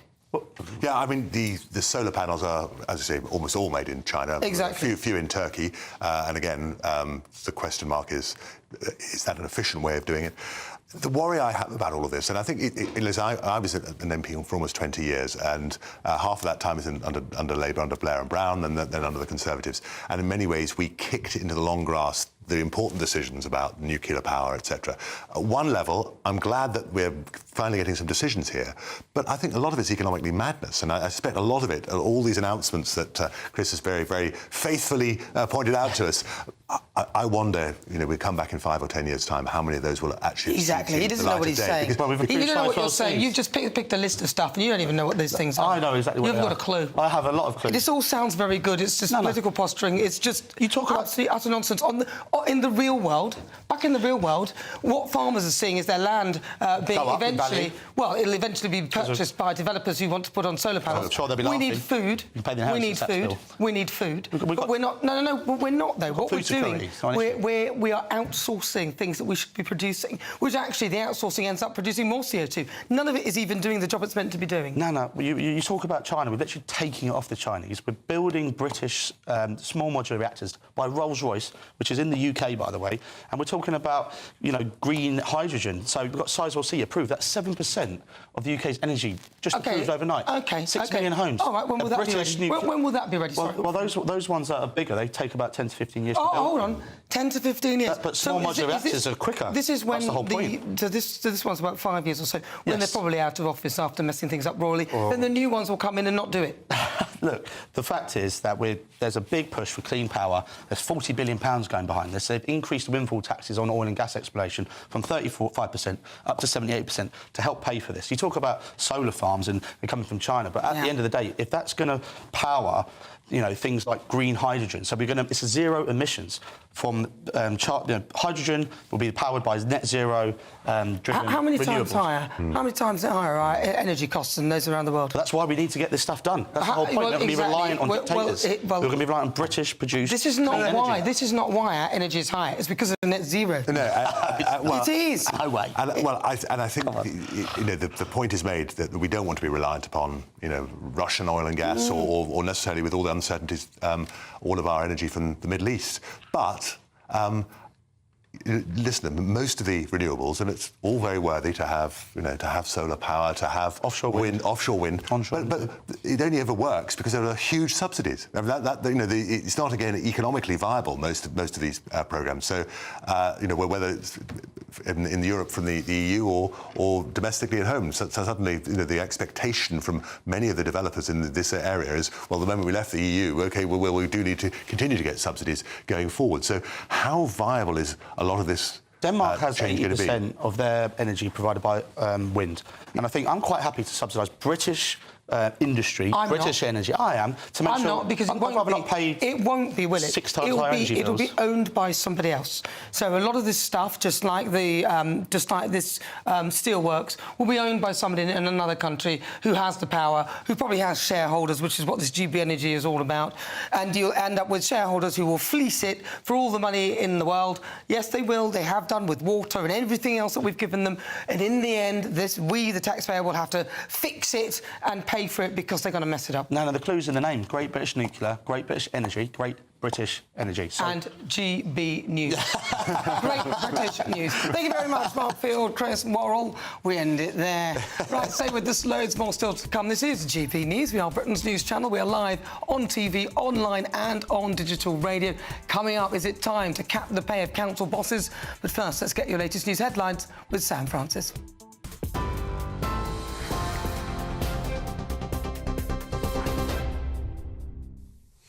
Nana, thank you, and good afternoon to you. 33 minutes past 4. The top story, the government's emergency steel bill has passed now its second reading in the House of Lords, the first step in the upper chamber, with no formal vote needed. It was approved on the nod, meaning that peers gave their backing in principle without objection. The Lords have now adjourned, though, for around an hour to allow time for amendments to be tabled. We're expecting them to return shortly. They will debate any changes then and complete the remaining stages before the bill can become law.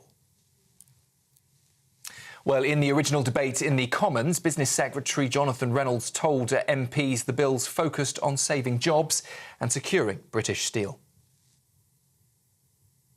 Steel is fundamental to Britain's industrial strength, to our security and to our identity as a primary global power.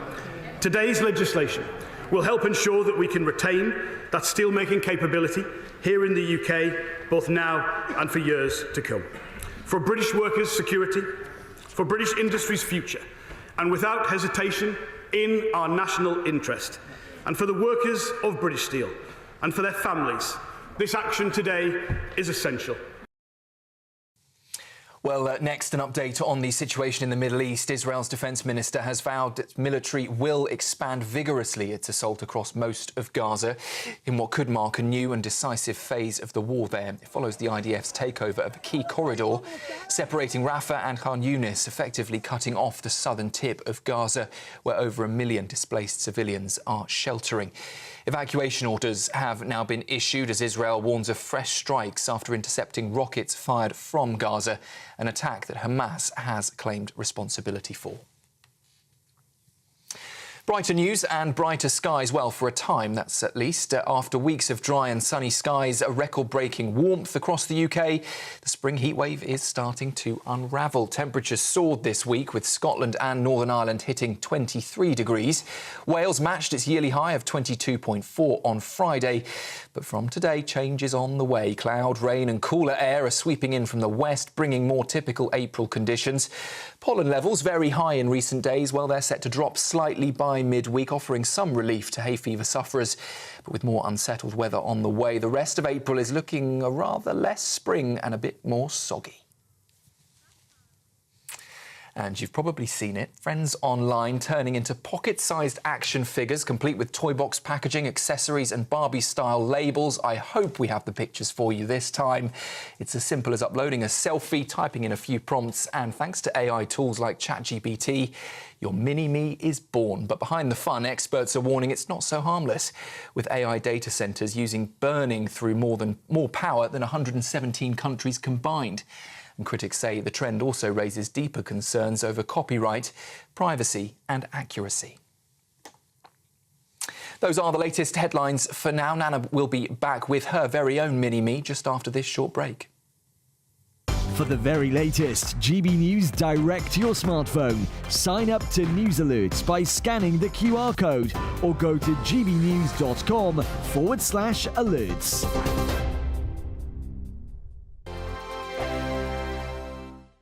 The royal family is an enduring symbol of tradition, unity and pride for Britain.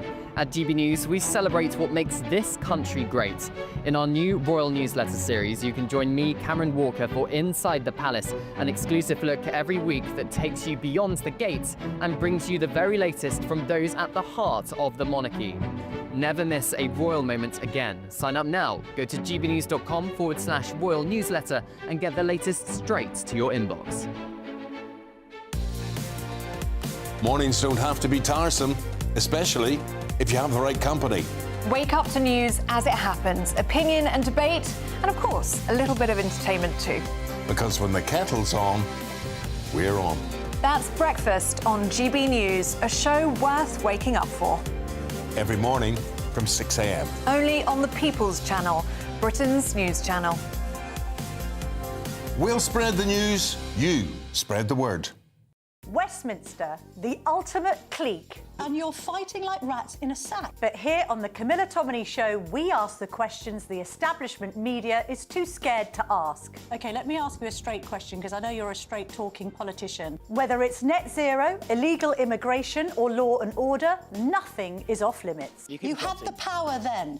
Yeah, and now you've lost it. That's the Camilla Tominey Show, a politics show that's fearless. No, let me finish my question if you don't mind, because it is my show. Sundays at 9:30, only on GB News, the People's Channel, Britain's news channel. Good Afternoon Britain isn't just about us. The wonderful thing about this programme is it's about everyone watching. It's an interactive programme. Well, there absolutely is something to see here, and we're going to be talking about it more. Whether it's breaking royal news, please bring us up to date, or indeed a particularly punchy speech in the House of Commons. Very, very curious. We bring it to you live, and then we bring you live reaction as well. That's Good Afternoon Britain, weekdays from midday. Only on GB News, the People's Channel, Britain's news channel. If you want your news to be straight talking... This is a nightmare for the Conservatives again. Down to earth. It's not just Nottingham where this is happening, is it? And most importantly, honest. Hard-working, middle-class taxpayers, they'll get their book thrown at them. Then catch me, Martin Daubney, Monday to Friday, 3 till 6 p.m. on GB News, Britain's news channel. Hi, I'm Michelle Dewberry, and my show is your opportunity to cut through all the noise and dive in headfirst to some robust debates. Ideas clash. Situation, isn't it? No, because the failure is you're deliberately avoiding my point. Nothing's held back. And if you think this is the end of it, wait for more. And we do not shy away from the difficult stuff. Sometimes I want to shake people and say, if only you understood. So join me on Jubes & Co. weeknights at 6 p.m. only on GB News, Britain's news channel.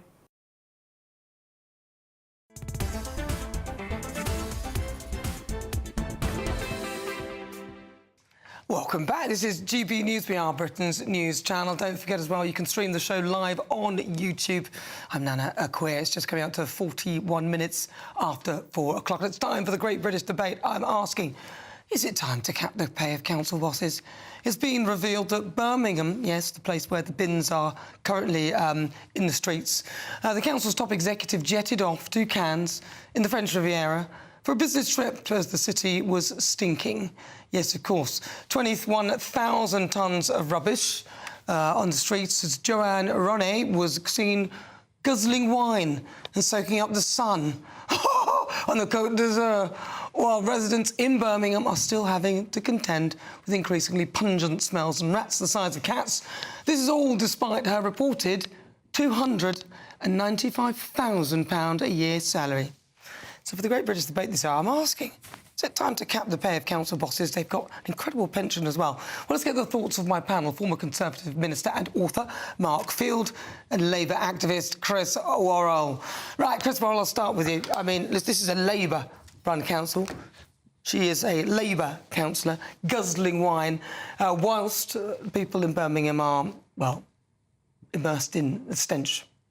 Well, look, I mean, when you look at MIPIM, that is an investment expo. OK? And you don't have a go at a fisherman for casting out the net where the fish are.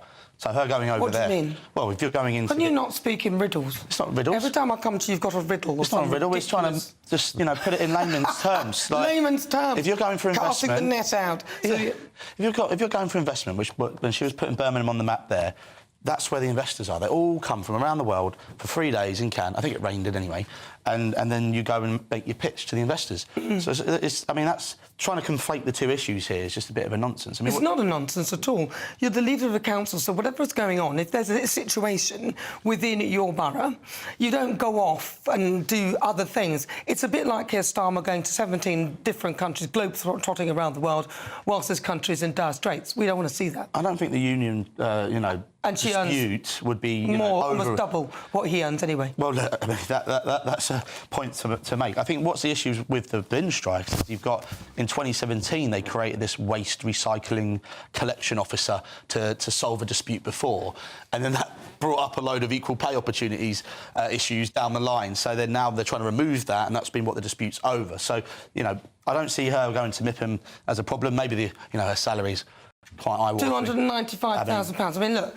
Oh, God, I can't defend that. It's just absolutely astonishing. Mark Field, isn't this a bit of a ridiculous amount of money to be paying the leader of a council? Well, she's only the leader of a council. It's not really. It's just one council. It's the second. So what? It's the single biggest council in Britain, to be fair. It's had its problems, and if we had a fantastic CEO who could turn it round, then they're worth that sort of money. I don't think so. But I think you bankrupt. But what you touched on, something earlier on, actually, was the fact that actually the headline figure, of course, only tells part of the story. There's probably a very generous public sector pension. There's probably a housing allowance. There's a car allowance and the like. So, yeah, I'm always slightly against the idea of capping salaries, because you do that and then suddenly, as I say, a whole lot of other benefits get put into place, so you'll be back to square one a little bit. The more general point, I mean, Chris manfully trying to defend his Labour Council CEO. I mean, the truth of the matter is, of course it's important to go out to MIPIM, and that was the conference that she was attending in Cannes. However, the one thing you do learn is that the optics do play a part. It might have been better for her number two to have gone and for her to be manning the barricades in every last part of Birmingham to try and make sure that this bin strike came to an end. The optics do matter, and she laid herself open to the sort of level of criticism, and the criticism, it wasn't just that she was in Cannes, but how much money she's earning, etc., etc. I'm sure it was a very important international conference, and there are important conferences that senior civil servants as well as politicians go to. But her job. Her job. I'm old enough. Some of your viewers, I'm sure, will be old enough to remember famously Jim Callaghan, who during the middle of the winter of discontent, or as that was starting in January of 1979, was in Guadeloupe and came back. Famously, didn't say crisis, what crisis, but I mean, it blew his reputation as being sort of sunny Jim, very steady hand on a tiller, and from there on in, Labour were very much on the back foot. And I think, dare I say, every single leader has to realise that when there is a major crisis, and this bin crisis is now becoming an international story as well as a national story. It's not just something that's in the Birmingham Evening Post. This is something that is making the headlines everywhere. You need to be seen to be around and concerned, as opposed to being abroad. Now, because MIPIM, I'm just reading about it. MIPIM, it's spelled MIPIM, right? Yep. Yeah. It's the world's largest real estate conference. Yeah. Well, why is she going? I don't really see why it's even that important for her to go. Lots of house building, isn't there? Yeah, but what she should be dealing with is her own backyard, which there are rats running around the size of cats, and some say it's size of sheep, and she's at some festival sipping on whatever she's drinking. It's just not... Look, and £295,000. Well, when in Rome, but at the end of the day, I think we've got to make sure that there's two roles here, isn't there? There's attracting investment into your city, and then there is dealing with a bin strike. The political leadership there has been trying to deal with it. They're up against a union that is, taking it to this extent.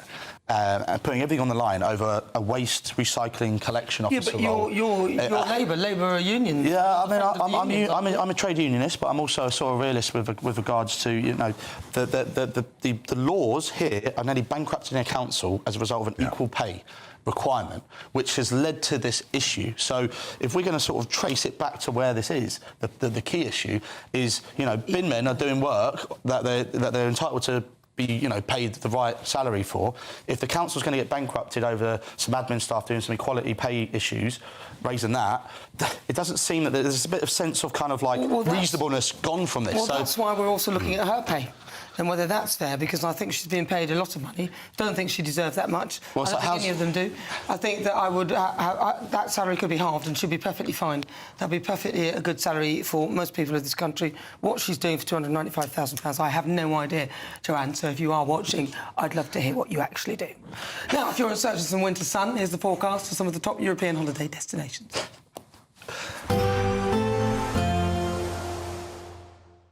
Ready to soak up that holiday sunshine? Won't we need some cover? No worries. All sorted. All Clear Travel Insurance sponsors GB News Travel Destinations Forecast.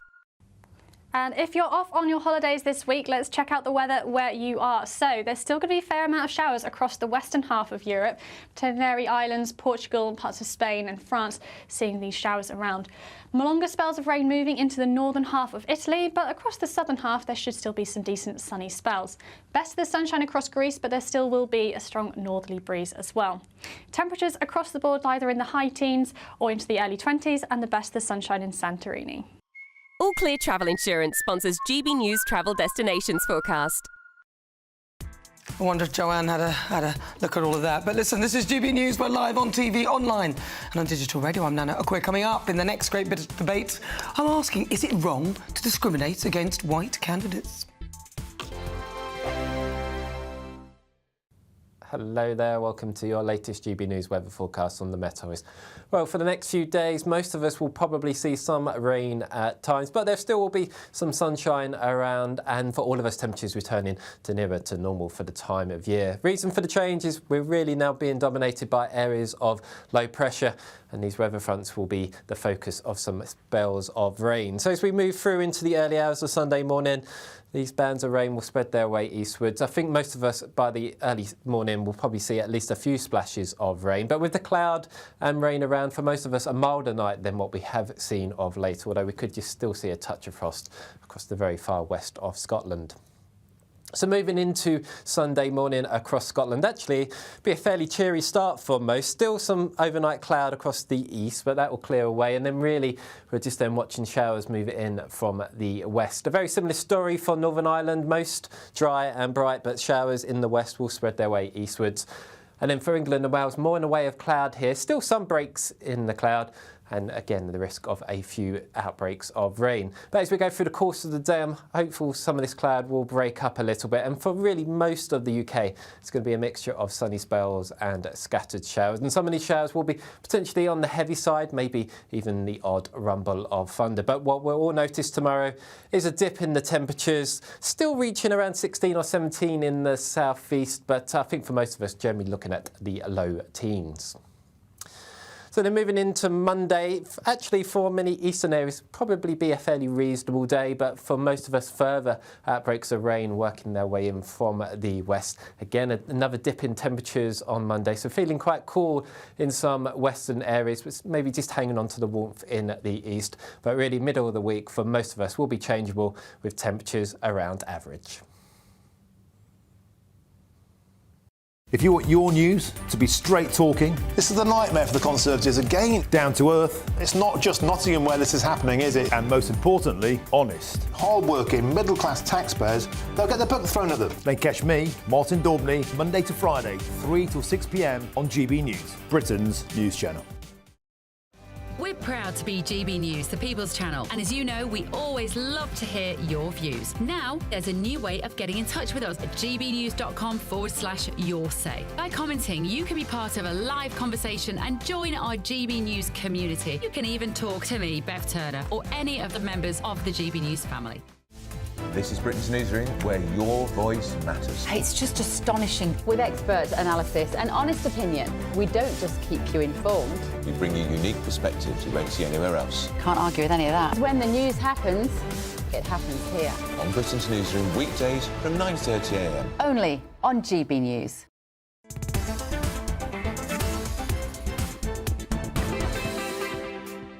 51 minutes after 4 o'clock. This show is nothing without you and your views. We are GB News. Let's welcome one of our great British voices. This is your opportunity to be on the show and tell me what you really think about the topics we're discussing. Adrian Gell is in Shropshire. We've been talking about pay for council bosses. Joanne Rooney has about, what is it that she earns? How much? £295,000. Adrian, is that too much? I think it's an absolutely absurd amount, Nana. Can I just say very quickly, many congratulations on your engagement, and there's nowhere better to get engaged than Venice. Thank you, But going Adrian. back to the subject, £295,000 to be paid to be chief executive of a failing council is an absolute absurdity. But it's not just that salary. I've been online to have a look at the other salaries being paid. The strategic director gets paid £221,000, and apparently there are 4 of them. What? And this is a total nonsense. Yeah, the whole point of being, in my view, of being in public service is to do a duty, and it is to do a service to your local community. It is not to rip off the local community by taking the highest remuneration you can for doing as little as you can. And in my view, in Birmingham, they're doing as little as they can. And it's an absolute nonsense. If it was left to the electorate to choose the salary of their chief executive, I can assure you it would be nothing like as much as that, and probably more in line with the other directors of Birmingham City Council that are still paid £165,000. Yeah, because that's quite a reason. £165,000. OK, I would take that as the top level. I get that. That's OK. But when you're talking about almost double that... That's fine. That's fine. But the absurd amount that the chief executive and the strategic directors are being paid is not acceptable, especially when you see the mess that Birmingham is in at the moment. The chief executive should be out there producing a service for the good burghers of Birmingham, liaising with the police and making sure that the police are tackling crime, not on woke issues. I know, and also... And non-crime. Listen, non-crime, hey, I'm with you, Adrian Gell. We were going to have to leave it there, but Adrian Gell, always a pleasure. And a very eloquent... My pleasure to see you too, Nana. Such an eloquent, great British voice, isn't he? Just. This is GB News. Lovely to have your company this afternoon. Stay with me. I'm Nana Akua. Loads more still to come. Plus, the steel, British steel, should it be renationalised? But first, let's get an update with your weather.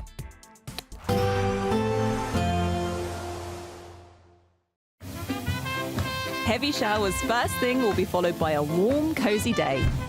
Boxed boilers. Sponsors of weather on GB News. Hello there, welcome to your latest GB News weather forecast from the Met Office. Well, looking ahead, it's all changed now, certainly turning much more changeable across the UK. Generally, the wettest weather will always be out towards the west, but for all of us, certainly feeling much fresher. So the reason is we've got low pressure starting to dominate across the UK, and that's really going to bring in some bands of showers and also some rain at times. And that's what we've got as we end Saturday, moving into the early hours of Sunday as these bands of showery rain work their way eastwards across the UK. So I think most of us seeing some splashes of rain at least as the night goes on, but with the cloud cover in place, certainly a much milder night than what we have been used to. I think most towns and cities staying up at least into mid-single figures. So as we start Sunday morning off in the south, a mixture of some cloud, maybe still some rain lingering across the far east. Where further west, we will see some sunshine first thing, but showers already moving in across the very far west, and that will be a feature of the day's weather. Also some fairly bright conditions for Northern Ireland and Western Scotland, where the further east you are, still hanging on to some night-time cloud. But you can certainly see temperatures starting the day much higher than what we have had over the last few days. So moving into the rest of Sunday, really it's going to be a mixture of some sunshine, but also a few showers. The showers could be heavy and possibly thundery in a couple of places, with maybe the best of the sunshine in the afternoon across parts of Scotland, Northern Ireland, and eventually maybe into parts of East Anglia and the southeast. Temperatures certainly down on the last couple of days, but still reaching around 17 degrees in the far southeast, so still respectable for the time of year. Into the evening, a fairly quiet night to come across much of England and Wales, also eastern Scotland, where out towards the west we're seeing another band of showery rain moving, and that's really going to set us up for a fairly changeable week across the UK, with temperatures trending back down to near normal for the time of year. Expect a warm front, moving from the kitchen right through to the rest of the house. Boxed Boilers, sponsors of weather on GB News. Courtesy of Marquis Leisure, you could be driving away with this brand new Elnag Baron 560 motorhome. It comfortably sleeps 4, comes with sky roof, integrated kitchen and bathroom, and is worth over £67,000. And that's not all, as we'll also give you a further £5,000 in tax-free cash to make sure that wherever this motorhome takes you, it takes you there in style. For another chance to win the lot, text WIN to 63225. One entry costs £2.50 plus one standard network rate message, or text BONUS to 63225. 5 entries cost £5 plus one standard network rate message. Go to gbnews.com/win. Entries start at £2.50. Call 0903 686 3232. Calls cost £2.50 plus your network access charge. Or post your name and number to GB13 PO Box 8690 Derby DE1 9TT. UK only. Entrance must be 18 or over. Lines close at 4 p.m. on the 6th of June. Please check the closing time if listening or watching on demand. Good luck. The royal family is an enduring symbol of tradition, unity and pride for Britain. At GB News, we celebrate what makes this country great. In our new royal newsletter series, you can join me, Cameron Walker, for Inside the Palace, an exclusive look every week that takes you beyond the gates and brings you the very latest from those at the heart of the monarchy. Never miss a royal moment again. Sign up now. Go to gbnews.com/royal newsletter and get the latest straight to your inbox. If you want your news to be straight talking, This is a nightmare for the Conservatives again. down to earth, It's not just Nottingham where this is happening, is it? and most importantly, honest, Hard-working, middle-class taxpayers, they'll get the book thrown at them. then catch me, Martin Daubney, Monday to Friday, 3 till 6 p.m. on GB News, Britain's news channel. Mornings don't have to be tiresome, especially if you have the right company. Wake up to news as it happens, opinion and debate, and of course, a little bit of entertainment too. Because when the kettle's on, we're on. That's Breakfast on GB News, a show worth waking up for. Every morning from 6 a.m. Only on the People's Channel, Britain's news channel. We'll spread the news, you spread the word. Headliners on GB News 11 p.m. every night. It's got 3 top comedians going through the next day's newspapers so you don't have to read them, which is great. That's a good point. He's lying. Maybe he's not lying. That's Headliners every night from 11 p.m. and 5 a.m. as well on GB News, Britain's news channel. I'm Christopher Hope. From pop stars to politicians, I'll interview anybody in a pub who's got a political opinion. Join me every Friday on Spotify, Apple Podcasts, YouTube or gbnews.com, or wherever you get your podcasts. This is GB News, the People's Channel.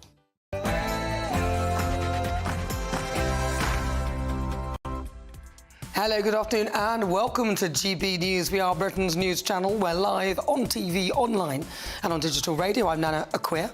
And for the next hour, me and my panel will be taking on some of the big topics hitting the headlines right now. This show is all about opinion. It's mine, it's theirs, and of course it's yours. We'll be debating, discussing, and at times we will disagree, but no one will be cancelled. So joining me today, Labour activist Chris Worrell, and also former Conservative Minister Mark Field. Well, today's big story, the government is seeking emergency powers to take back control of British Steel amid fears the company's Scunthorpe plant could close down. The House of Lords has just assumed to consider amendments to the Emergency Steel Bill. Here's what Nigel Farage had to say about the prospect of nationalising British Steel earlier today. It has to be an immediate nationalisation of this plant, an immediate nationalisation of primary steel production in Britain. These are the last 2 blast furnaces operating in the United Kingdom. They will both be closed by the middle of May unless immediate action is taken. So should we nationalise steel? gbnews.com. Go to that website. I'm asking you, cast your vote now. Now, amid reports that a UK-US deal on tariffs is just days away, Donald Trump has granted China a major concession, but excluding phones and laptops from his tariff. In the Great British debate, I'm asking, is it wrong to discriminate against white candidates? All of this after chief constables have been accused of having a racist recruitment policy after saying that he wants to discriminate against white British candidates. Goodness sake. Well, before we get started, let's get your latest news with Sam Francis.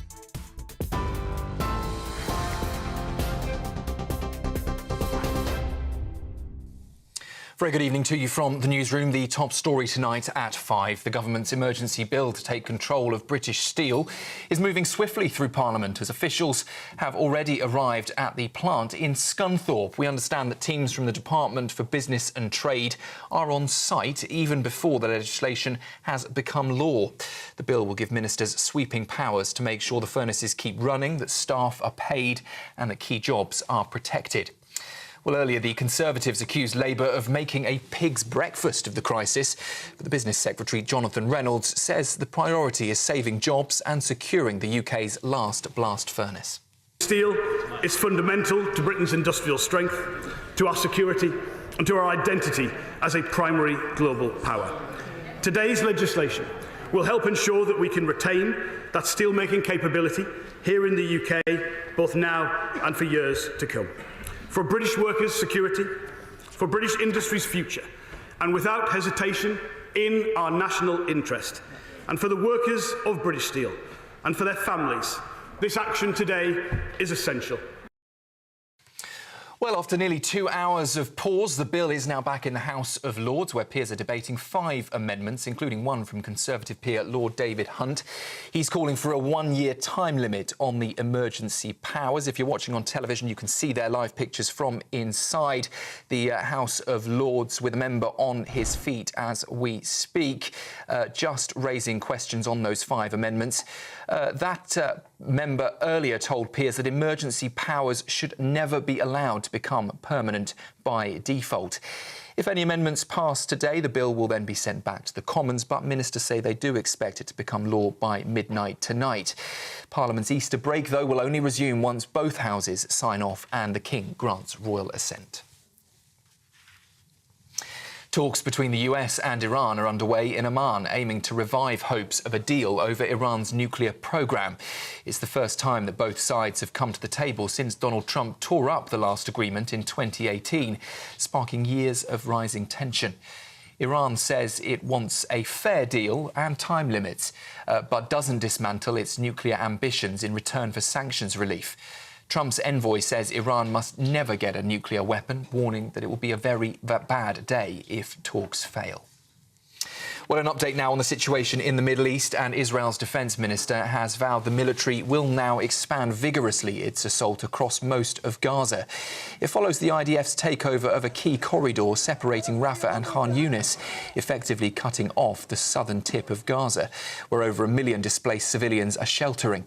Evacuation orders have now been issued as Israel warns of fresh strikes after intercepting rockets fired from Gaza, an attack that Hamas has claimed responsibility for. And just before I hand you back to Nana, a piece of breaking news from the sporting world for you. We understand that Newcastle boss Eddie Howe is in hospital and is set to miss the match with Man United. Newcastle head coach missing that Premier League clash with Man United after being hospitalised. The club confirming on social media today that the 46-year-old had been unwell for several days and was taken to hospital on Friday. Assistant Jason Tyndall is expected to take charge at Old Trafford. And I also want to just bring you a line I'm reading here from one of the news wires that a light aircraft has crashed in the Isle of Wight into, we understand, a holiday park. 2 people on board suffering minor injuries after the plane reportedly clipped a chimney and has burst into flames. Pictures just coming into us, and we will try and get those to you shortly. But as I say, firefighters on the scene, paramedics treating the pair as well, and have now been taken to hospital. The holiday park, of course, remains closed at this stage, and some road closures, but we will get pictures to you in the next update. Now, though, let's hand back to Nana. For the very latest GB News direct to your smartphone, sign up to News Alerts by scanning the QR code or go to gbnews.com/alerts.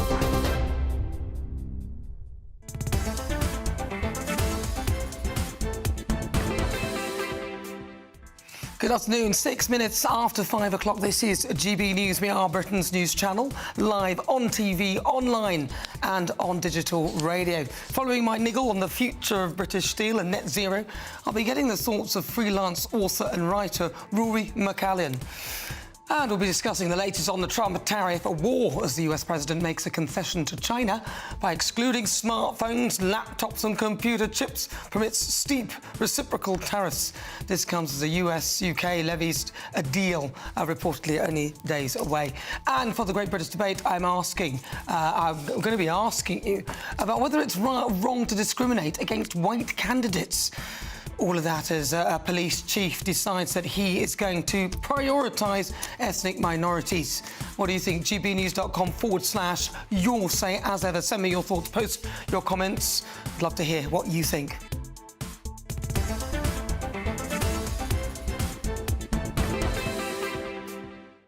So in a highly unusual move, Parliament has been recalled from Easter recess to debate whether the government should take back control of British Steel.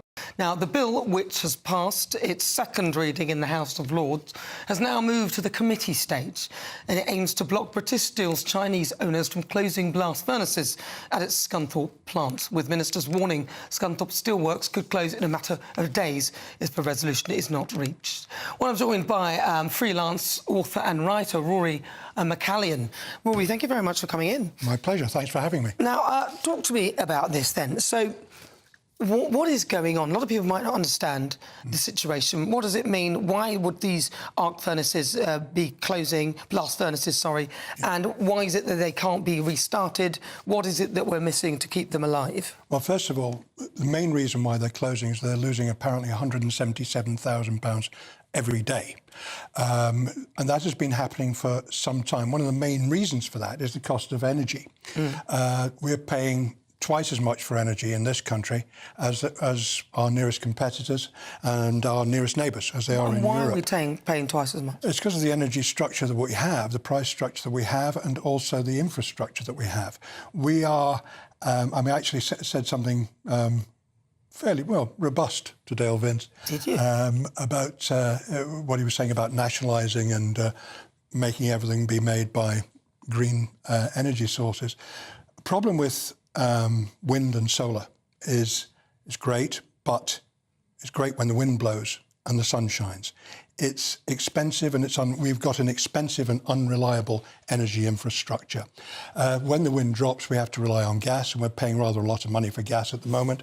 We're importing most of our gas from the Middle East in the form of liquid natural gas. We've got problems with security of supply. We've got problems with the price that we're paying, and the Chinese owners are saying that they're going to shut the blast furnaces. When the blast furnaces are cooled down, you've got slag that is normally molten at the bottom of the furnace, that solidifies, and while it's not really absolutely impossible to restart them, it's incredibly expensive and it's incredibly difficult. So if the blast furnaces were shut down next week, which is what was looking like was going to happen, then we would lose that primary steel production resource. We've got electric arc furnaces coming on in Port Talbot, as we know. They closed the blast furnaces down there last year. But the construction's not starting until this summer, and it'll be 3 years before they come online. So we've got a gap of 3 years.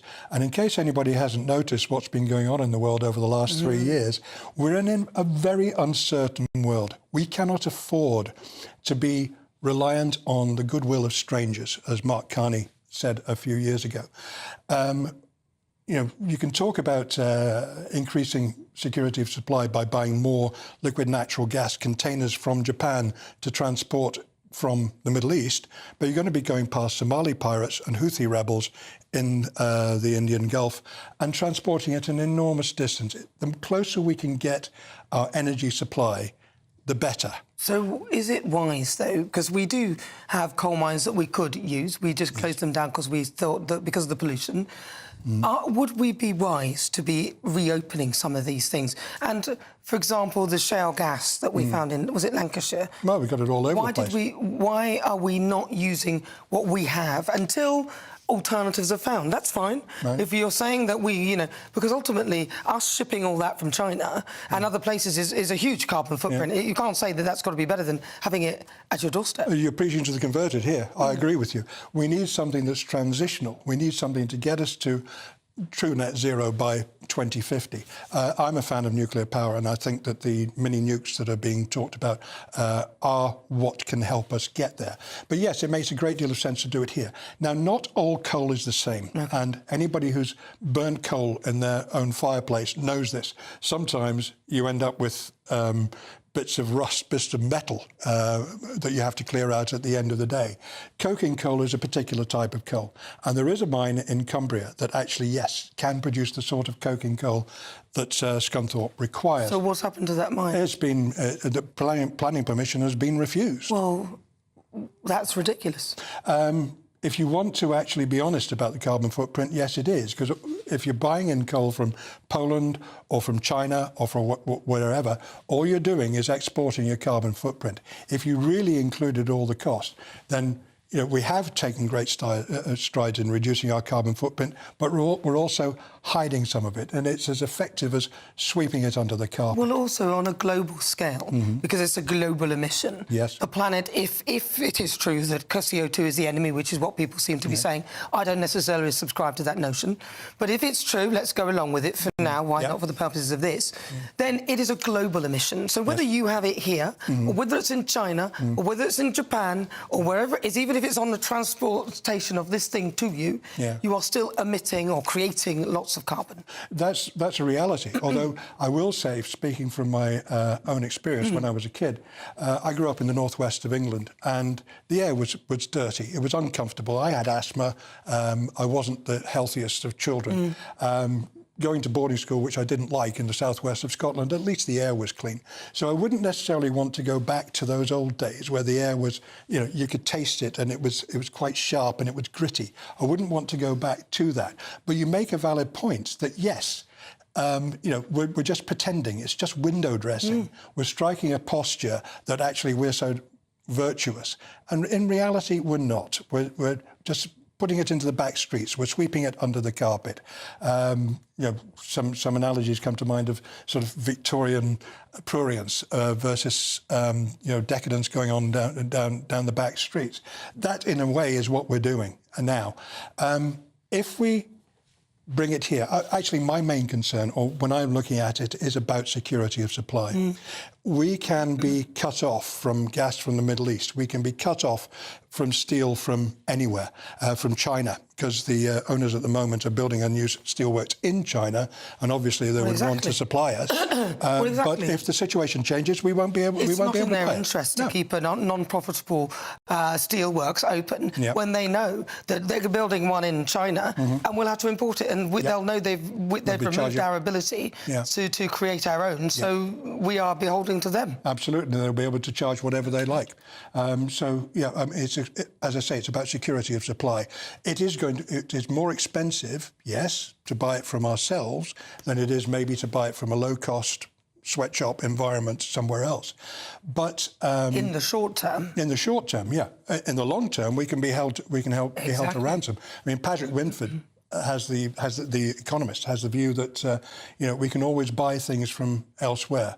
We've learned from the Russian invasion of Ukraine, from Trump's tariffs, from COVID, from China slapping tariffs on stuff coming in from America. You can't rely on it. The closer we have it, the more control we got over it, the more secure we are. And it's maybe worth paying a little bit more for it. Yeah. All right. Well, and finally, final question. Should we renationalise steel? Well, there's more than one way to skin a cat, and that's what we're seeing at the moment. We're seeing a different way of skinning a cat. It's not nationalisation has not been ruled out, but in effect, the government is taking what looks an awful lot like wartime powers to control production and supply. Nominally, the plant remains in private hands. In reality, it's under government control. And it's nationalisation without the price tag. Well, it is, but they can take shares and then run it down again, like they did with everything else. Well, Post office, everything else, they take the money, they use us, the public, to pay for this thing, and then in the end, it ends up that we lose out and the public have to pay for it. Well, yes. That's pretty much it. I'm afraid so. Yeah, but so you keep an eye on them and you hold them to account. It's actually a business model. It was a financial model called Build, Own, Operate and Transfer, which I actually did a dissertation on it. Did you? Privatisation of infrastructure.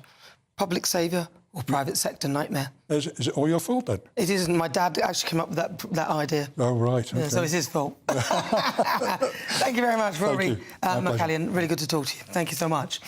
Well, joining me now is Chief Political Commentator for the I paper, Kitty Donaldson, to discuss the parliamentary process that we're seeing today. Kitty, thank you so much for coming on. Can you explain to us, so what is happening? Because usually when a bill passes, it takes ages, and there's all these phases. So what's gone on today, and where are we now with it? It's basically parliamentary procedure on steroids. What we've seen today is the House of Commons sat for about 4 hours and 15 minutes this morning, and then it went straight to the Lords, this bill, to give Jonathan Reynolds emergency powers to take over British Steel in Scunthorpe. And the Lords are considering it at the moment. It seems like the second reading's just gone through, so now we're going to go to amendments. And the kind of big contentious bit is how long Jonathan Reynolds will have these powers for. And the reason it's so contentious is basically these powers are designed for kind of wartime or emergency, and he can go in and he can direct operations in Scunthorpe. And even if you don't assist him up there, you can be accused of being a criminal and be arrested. So these are really serious powers. And if he's said in the Commons earlier that he only wants to keep them for 6 months, and he'll report back to the Business Select Committee every 4 weeks. But MPs think they're a bad idea in principle, and so do the Lords. So they're thinking about that at the moment, and we'll see what happens. We know they create stuff, and then suddenly the window with it suddenly becomes wider. The powers of it become beyond anyone's scope and control, and then before you know it, other things pass alongside it that you have enabled without expecting it. But on this occasion, all, to me, is shown is that they can do things quickly if they want to, and they seem to be dragging their heels with most of the other stuff that they're not interested in. Well, there is a balance, I think, Nano. Like, I don't think you'd want a legislative process in which, everything got rattled through in 4 hours on a Saturday and there wasn't enough time to consider amendments. And I think events up in Scunthorpe this morning show why this was so important. I'm sure, as you've been reporting, some of the Chinese executives went in and well, we're only relying on hearsay at the moment. This hasn't been confirmed, but we think what happened is they went in and they tried to switch it off. And it's the final furnace that's up there. And if you switch it off, you basically can't switch it back on again. So that would have completely brought the whole place to a halt. I actually went up to Scunthorpe in February and had a tour around the plant, and it's an absolutely amazing area. It's a bit like a kind of post-apocalypse world, because there's kind of piles of steel lying everywhere and the kind of out-of-use furnaces, and it's absolutely amazing. And inside, the workers are really highly skilled, highly trained, absolutely brilliant bunch of people. But when you go into the kind of head offices, they've all got Chinese labels on the doors. They're all run by Chinese business people. When I went up, it was Chinese New Year, so there was kind of decorations up everywhere. And it was a real contrast between the mostly British workers, shoveling kind of molten metal around, and then the Chinese executives on the other side. And I suspect the Chinese executives won't be there for that much longer. Well, do you think that, and, some people will say, oh, no, they probably didn't mean to do it this way, but do you think that, obviously, in my view, the Chinese executives, the company, know exactly what they're doing? They've got their own steel plants in China. So once they've sort of run down our steelworks, then we can just buy it off them in China. We'll be beholden to them, and, well, such is life, that's business. I guess so. The only thing I'd say is that these places are incredibly expensive to run. But Jonathan Reynolds in the Commons earlier, the business secretary, was saying just how he used the word irrational. He said that Jingye, the Chinese company, had behaved in an irrational manner and had been demanding way too much money. And I know Chancellor Rachel Reeves has been behind the scenes on this as well, and she was one of her. Someone close to her earlier was telling me that she couldn't, in all good conscience, let the taxpayer carry on, or taxpayer pay what the company wanted the government to pay, the bailout. Yeah, I hear you. The taxpayers should never, ever bail out, I think, a private company. That's my view. But, however, I don't think these things should be sold off at all. Kitty Donaldson, thank you very much. Really good to talk to you. That is Kitty Donaldson. She's a commentator for the iPaper. Right, officers have been injured in a serious incident at HMP Falklands. Some breaking news. Sources told GB News we understand that one officer has been taken to hospital after being seriously injured. Other officers have reportedly been injured in the incident. The North East Ambulance Service told GB News that it had deployed assets to the prison earlier today, which houses some of Britain's most violent offenders. GB News reporter Charlie Peters will have more on this later. So that's some breaking news. Next, let's talk about Trump tariffs and Donald Trump's tariff war. If you want your news to be straight talking, this is the nightmare for the Conservatives again. Down to earth. It's not just Nottingham where this is happening, is it? And most importantly, honest. Hard-working, middle-class taxpayers, they'll get the book thrown at them. Then catch me, Martin Daubney, Monday to Friday, 3 till 6 p.m. on GB News, Britain's news channel. GB News Breakfast, every day from 6 a.m. A toddler has been kicked out of nursery for being transphobic. This is political correctness gone mad. And it's clearly, my take, a projection of the people who are running the school. Is it not a projection on the parents of the child? For me, it is a school trying to be more Welsh than Cardiff. Yeah. It's just going over the top. It's hard to believe, though, isn't it, Jennifer? It is, and it's not an isolated incident. The same statistics from the Department for Education show that 178 primary school children across the state sector were excluded in 22-23 for supposed homophobia or transphobia. And as you're both saying, I don't think it's possible for a toddler or a young child to be homophobic. Obviously, we don't want anyone to have to experience homophobia, but this does seem an extreme reaction to exclude a child. But I look back at things, you know, when I was young, when I was at primary school, and it would be common to say, oh, Chris, you're an old woman playing football. You play football like a girl. Yeah.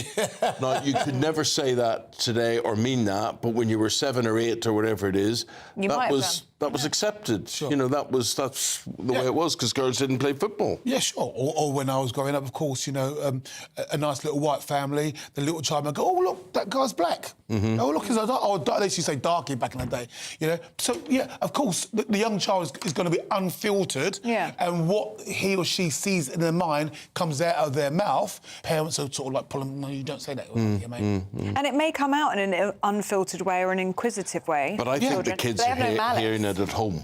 Well, yeah, or just regurgitating what they're hearing at home. The People's Channel.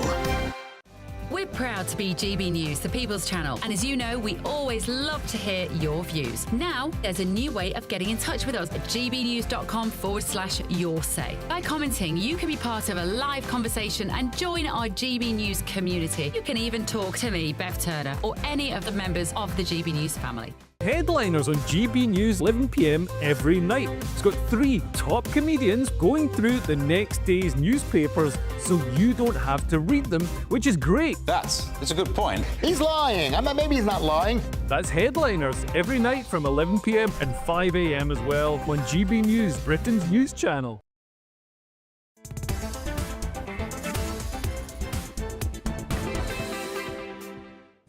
So this is GB News. We are live on TV, online and on digital radio. Usually it's difficult conversations, but we can have a difficult conversation about this. President Donald Trump and his tariff U-turn, exempting iPhones, laptops and other electronics from Chinese tariffs. This is a huge win for tech companies such as Apple and Samsung, who, whilst Americans avoid huge tax hikes, more than 80% of all Apple products are made in China. And the tech companies saw over £450 billion wiped from the market value following the president's initial announcement. But of course, some people would have enjoyed that because they could have played the markets and they could have lost and made or bought and sold, and that's how they make money. So to discuss, let's cross over now to Pennsylvania, where Chair of Republicans Overseas UK, Greg Swenson, joins me now. Greg, really good to talk to you. You're there in, where are you, Pennsylvania? Lovely, lovely. In the hills of Pennsylvania, driving from New York to Chicago. Obviously, he's not driving now, but obviously, no. You know, that would be pretty hairy. It'd be fun and entertaining, but illegal. Greg, so I want to ask you about what is going on with Donald Trump. Are the Republicans overseas now looking at Donald Trump and saying, dude, what are you doing? Or are they thinking, it's all part of the master plan? Yeah, I think it's more the latter, Nana. I mean, look, it's not 100% predictable. I mean, we can't really say, exactly what will happen every day. There's been some volatility, as you mentioned, in the markets, but I think the end game is what the president cares about, and I think it's working. You know, we've got 75 countries that have come to the table, to the negotiating table. So I think we'll see a lot more equitable tariff arrangements or equitable trade arrangements with our trading partners in the next few weeks. But some people look at this as some sort of U-turn and some sort of rollback. And let's be honest, a lot of people made quite a bit of money out of this. In particular, people are questioning whether a lot of Donald Trump's friends made money with the markets going up and down in the way they have.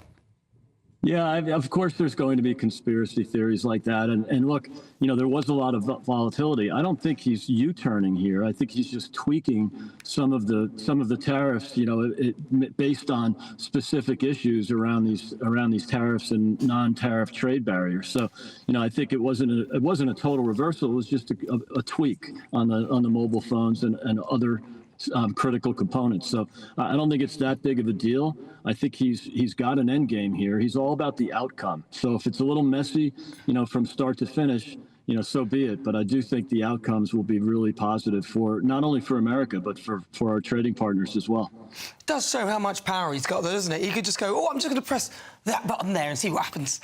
Oh, I'm going to do that bit there. He must be having an absolute whale of a time there. What is the vibe in America? What are the American people saying about this? Are they mostly behind him? Yeah, they're mostly behind him, but it's also split on partisan lines as well. The Democrats are going to complain about whatever he does. They've traditionally been very pro-tariff, the Democrat Party.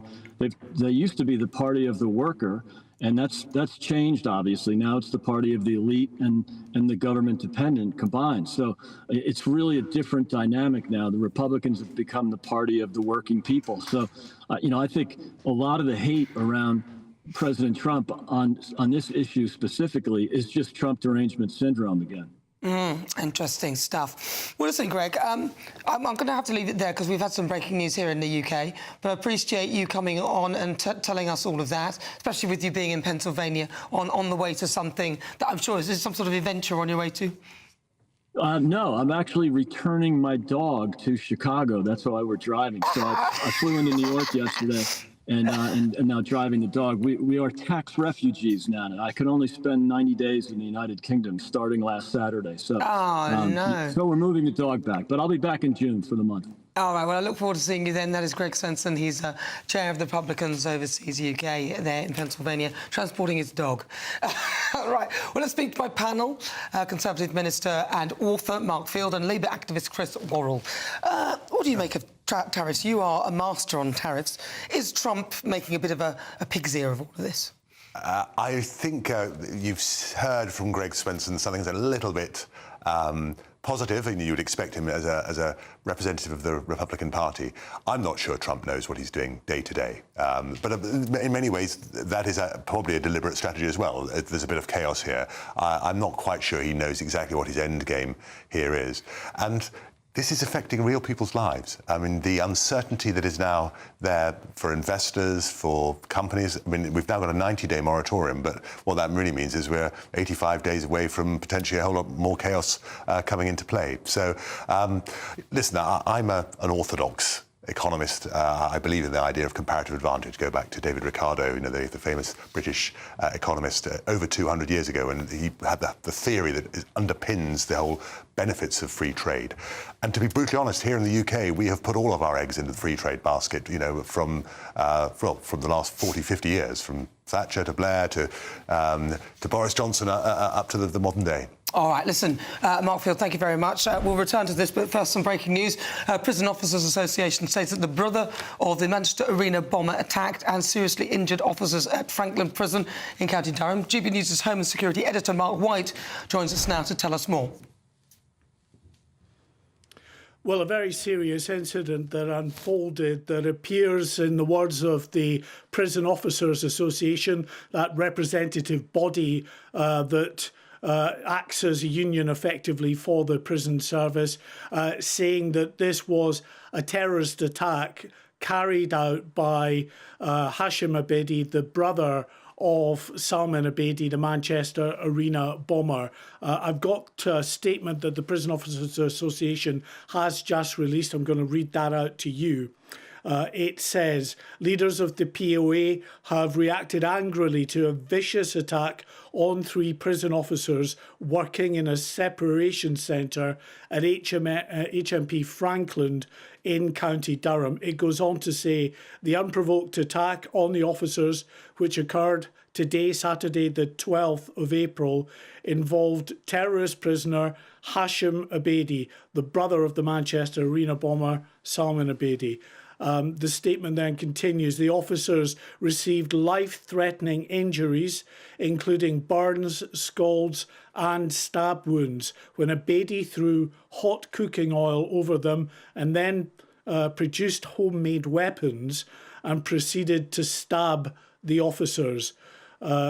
We understand, with regards to this incident, that a helicopter, air ambulance arrived at the prison, took one of the more seriously injured prison officers away for treatment in hospital. But you hear there from the Prison Officers Association saying that the 3 officers were seriously injured in this incident. I should say we have reached out to the Ministry of Justice. True to form at the weekends, you never hear back from them. We've left messages, both my colleague Charlie Peters and myself, trying to get an update on what clearly is a very significant and serious event that has unfolded at what is a Category A prison in County Durham. Category A prison deals with the most serious offenders in terms of housing those prisoners. This prison, Franklin Prison, no stranger to violent incidents. A police officer was stabbed in the stomach as he attended that prison to interview an inmate. In July of last year, a police officer stabbed and seriously injured in that incident. There have been reports just in the last week, in fact, of real concerns about Franklin Prison, about the fact that there are, according to those reports, Islamist gangs that operate within that prison itself, and they have given prison officers some real concerns about how they deal with them on a daily basis. I'm sure that the Prison Officers Association, for one, will have more to say on this. I've got a statement as well from the chairman of the Prison Officers Association, their national chairman, Mark Fairhurst. He says, first and foremost, my thoughts are with the injured staff, their families and colleagues. No officer should be subject to cowardly and vicious attacks at work. The POA will support our members as much as we need during this traumatic time. This attack displays the dangers brave prison officers face on a daily basis. Separation centres, the statement goes on, hold the most dangerous terrorist offenders who simply do not wish to alter their ideology. As this event confirms, they are very dangerous. They are determined to inflict violence on those who hold them securely. The statement goes on. I'm just going to continue reading it because I think it's an important statement to get out. He says, we must now review the freedoms we allow separation centre prisoners.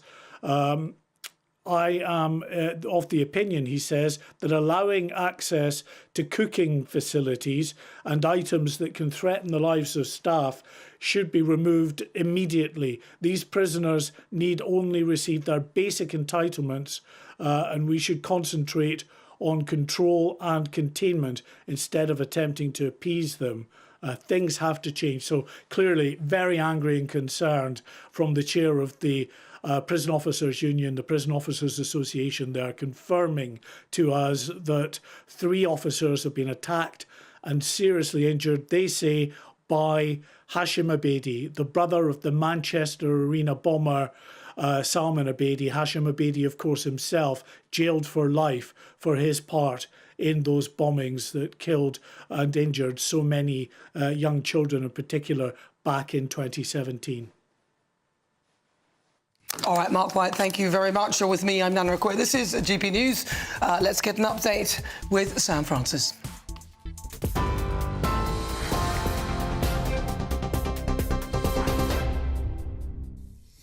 Nana, thank you. Plenty more on that breaking news, as we just heard there from Mark White later this hour. First, though, let's bring you an update on the situation in Westminster. It has been a dramatic day in Parliament, now passing, we can confirm, the emergency legislation giving the government sweeping powers to take control of British Steel in Scunthorpe. That bill is designed to stop the blast furnaces going cold and comes into force at midnight after receiving royal assent from the King. It will allow the business secretary to now seize control of steel assets at risk of shutting down, direct operations, order materials and make sure that workers are paid, and even enter the premises using force if needed, though that is at this stage not expected to be required. Although aimed at British Steel in Scunthorpe, the powers do also apply, we understand, to any steel company in the United Kingdom, with penalties of up to 2 years in prison if officials who refuse to comply with that legislation. So let's just bring you an update then on what took place as well in the House of Lords. I believe we can show you some pictures of the debate taking place in the Lords earlier today. They were also debating 5 different amendments, but just in the last few minutes decided to withdraw all 5 of those amendments in order for the bill to proceed back to the House of Commons and now to royal assent.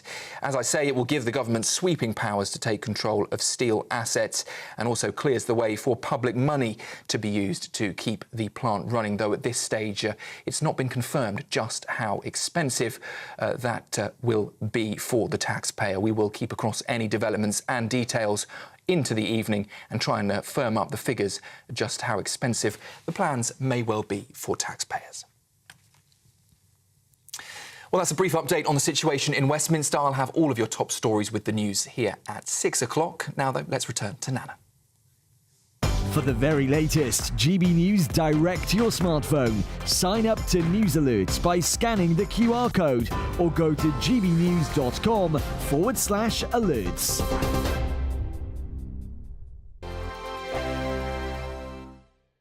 Hi, I'm Michelle Dewberry, and my show is your opportunity to cut through all the noise and dive in headfirst to some robust debates. Ideas clash. Situation, isn't it? Because the failure is you're deliberately avoiding my point. Nothing's held back. And if you think this is the end of it, wait for more. And we do not shy away from the difficult stuff. Sometimes I want to shake people and say, if only you understood. So join me on Dubes & Co. weeknights at 6 p.m. only on GB News, Britain's news channel.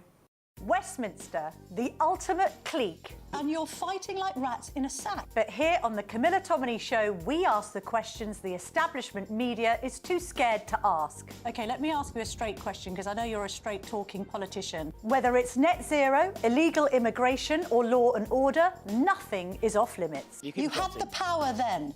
Yeah, as I and say, now you've lost it. That's the Camilla Tominey Show, a politics show that's fearless. But no, let me finish my question if you don't mind, because it is my show. Sundays at 9:30, only on GB News, the People's Channel, Britain's news channel. Good Afternoon Britain isn't just about us. The wonderful thing about this programme is it's about everyone watching. It's an interactive programme. Well, there absolutely is something to see here, and we're going to be talking about it more. Whether it's breaking royal news, please bring us up to date, or indeed a particularly punchy speech in the House of Commons. Very, very curious. We bring it to you live, and then we bring you live reaction as well. That's Good Afternoon Britain, weekdays from midday. Only on GB News, the People's Channel, Britain's news channel. Exciting news. Every Friday, my Patrick Christie's Tonight Show is going to have a twist to it. We're welcoming some special guests. You. That's right, on Fridays, I'm going to be doing my show in front of a live studio audience because this show is about you and what you have to say. It's going to be the same big debates, same big topics, same big opinions. But every Friday night at 9 p.m, you are invited to come on down to Patrick Christie's Tonight to be a part of the action. Only on GB News, the People's Channel, Britain's news channel. The royal family is an enduring symbol of tradition, unity and pride for Britain. At GB News, we celebrate what makes this country great. In our new royal newsletter series, you can join me, Cameron Walker, for Inside the Palace, an exclusive look every week that takes you beyond the gates and brings you the very latest from those at the heart of the monarchy. Never miss a royal moment again. Sign up now. Go to gbnews.com/royal newsletter and get the latest straight to your inbox. In the GB Newsroom, we bring you the news as it happens. With our team of dedicated journalists across the UK, we're ready to keep you up to date with what's happening every half an hour, every single day. Bulletins here on GB News, the People's Channel, Britain's news channel.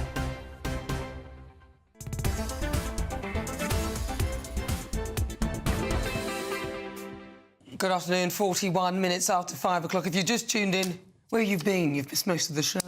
But make sure you tune in tomorrow, 3 o'clock. That's when we start. But it's been a dramatic day in Westminster. Parliament has passed emergency legislation giving the government sweeping powers to take control of British Steel in Scunthorpe. Business Secretary Jonathan Reynolds says the priority is saving jobs and securing the UK's last blast furnace. And in Aslo, do you know, I think I might be reading Sam's news. That's quite good fun, isn't it? Right, no, I made that up. This is GB News, I'm Nana Akua. We're live on TV, online and on digital radio. Let's do a Great British Debate instead. I think that's more fun. We were very live. We could see that, couldn't we now? I'm asking, is it wrong to discriminate against white candidates? This is much more fun, yeah. Red meat. This comes after the Chief Constable has been accused of having a racist recruitment policy after saying he wants to discriminate against white British candidates. Chief Constable John Robbins has not changed his view and believes the laws should change to force so they can positively discriminate in favour of ethnic minorities. Like me, I could go on there, I could be there, give me more... So for the Great British Debate this hour, I'm asking, is it wrong to discriminate against white candidates? You know my view. I think it's totally wrong to discriminate, full stop. I think the best person should get the job, but let's discuss it with former Conservative Minister and author Mark Field and Labour activist Chris Worrell. Chris Worrell, you are a Labour person. This is great for you. Discrimination, perfect. Ethnic minorities, good. No, look, I think John Robbins should call himself a chief discrimination officer. He's sort of taken the things that were used in Northern Ireland, which was 97% white, by the way, where they applied positive discrimination, the illegal one, to allow 50% Catholics. And they removed that in 2011. And this has come off the back of a pattern report back in the 90s, late 1990s. But that was effective for them. It was effective forced integration of people who had different religious beliefs. Yeah, and I suppose what we're talking about here is that was a religious sort of special case. You know, the Northern Ireland Troubles has got a long history, and what he's trying to apply here is a complete nonsense. You could say that the slave trade and all of that, which, as you know, I find has been written badly when they rewrite it, and they don't mention that black people sold their own people to become slaves. But let's forget that bit, and let's talk about it, because there's history with slavery, isn't there? So that's where they're taking this back. So surely that does work kind of in the same way as the discrimination between the religions. Well, look, I mean, what the Equality Act, which is there, where you do have civil racism as a legal, route,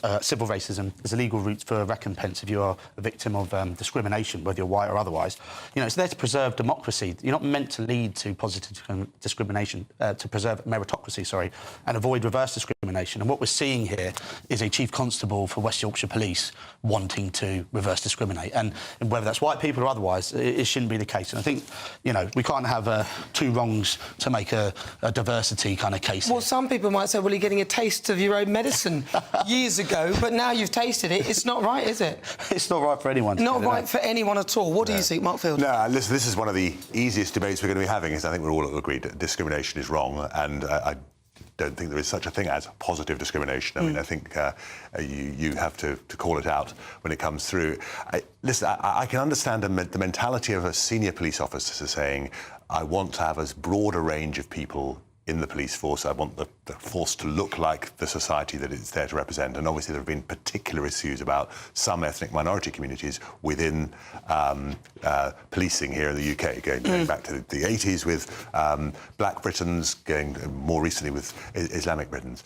And I can certainly see a view that says, listen, provided there is a basic level of qualification for people coming in, we would like to recruit from ethnic minorities. But I think once you start saying, well, we're going to discriminate in law against a particular category, and that's a terribly dangerous path to go down. And totally. the one thing we need to find is a way in which we can unite, not divide on I've race got or to other be honest, grounds. this is totally wrong and it's absolutely absurd. Because being a so-called an ethnic minority, which again is another category, BAME or whatever they want to call me, it is compartmentalising people. And to be honest, with this sort of thing, it doesn't even work anyway, because there are very few black people who would probably want to be in the police force. So you then struggle to recruit, so then you'll take anyone. And really what you're looking for are the best people for the job.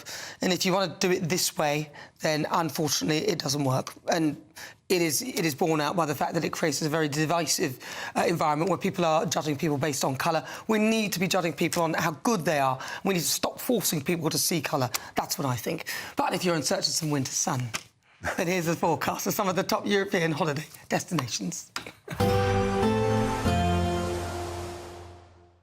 Ready to soak up that holiday sunshine? Won't we need some cover? No worries. All sorted. All Clear Travel Insurance sponsors GB News Travel Destinations Forecast. And if you're off on your holidays this week, let's check out the weather where you are. So there's still going to be a fair amount of showers across the western half of Europe. Tenerife Islands, Portugal, parts of Spain and France seeing these showers around. Longer spells of rain moving into the northern half of Italy, but across the southern half there should still be some decent sunny spells. Best of the sunshine across Greece, but there still will be a strong northerly breeze as well. Temperatures across the board either in the high teens or into the early 20s, and the best of the sunshine in Santorini. All Clear Travel Insurance sponsors GB News Travel Destinations Forecast. Hello there, welcome to your latest GB News weather forecast on the Met Office. Well, for the next few days, most of us will probably see some rain at times, but there still will be some sunshine around, and for all of us, temperatures returning to nearer to normal for the time of year. Reason for the change is we're really now being dominated by areas of low pressure, and these weather fronts will be the focus of some spells of rain. So as we move through into the early hours of Sunday morning, these bands of rain will spread their way eastwards. I think most of us by the early morning will probably see at least a few splashes of rain. But with the cloud and rain around, for most of us, a milder night than what we have seen of late, although we could just still see a touch of frost across the very far west of Scotland. So moving into Sunday morning across Scotland, actually be a fairly cheery start for most. Still some overnight cloud across the east, but that will clear away. And then really we're just then watching showers move in from the west. A very similar story for Northern Ireland, most dry and bright, but showers in the west will spread their way eastwards. And then for England and Wales, more in the way of cloud here. Still some breaks in the cloud. And again, the risk of a few outbreaks of rain. But as we go through the course of the day, I'm hopeful some of this cloud will break up a little bit. And for really most of the UK, it's going to be a mixture of sunny spells and scattered showers. And some of these showers will be potentially on the heavy side, maybe even the odd rumble of thunder. But what we'll all notice tomorrow is a dip in the temperatures, still reaching around 16 or 17 in the southeast. But I think for most of us, generally looking at the low teens.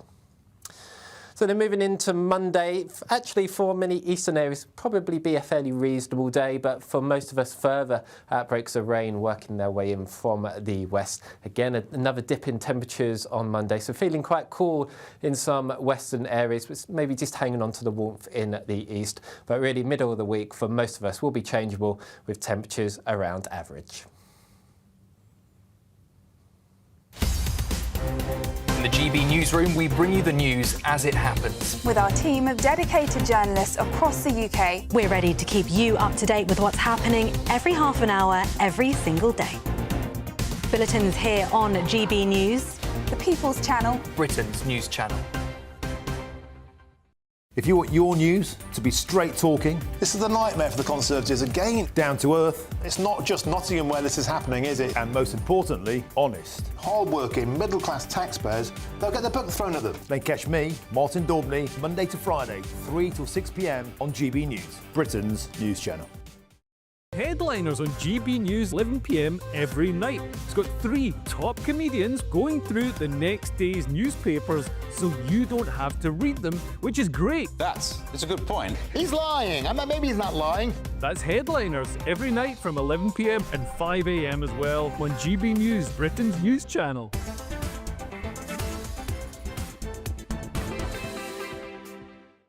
It's 50 minutes after 5 o'clock. Time for the quickfire quiz. I'm Akua. Welcome. This is GB News, the part of the show where I test my panel on some of the other stories hitting the headlines.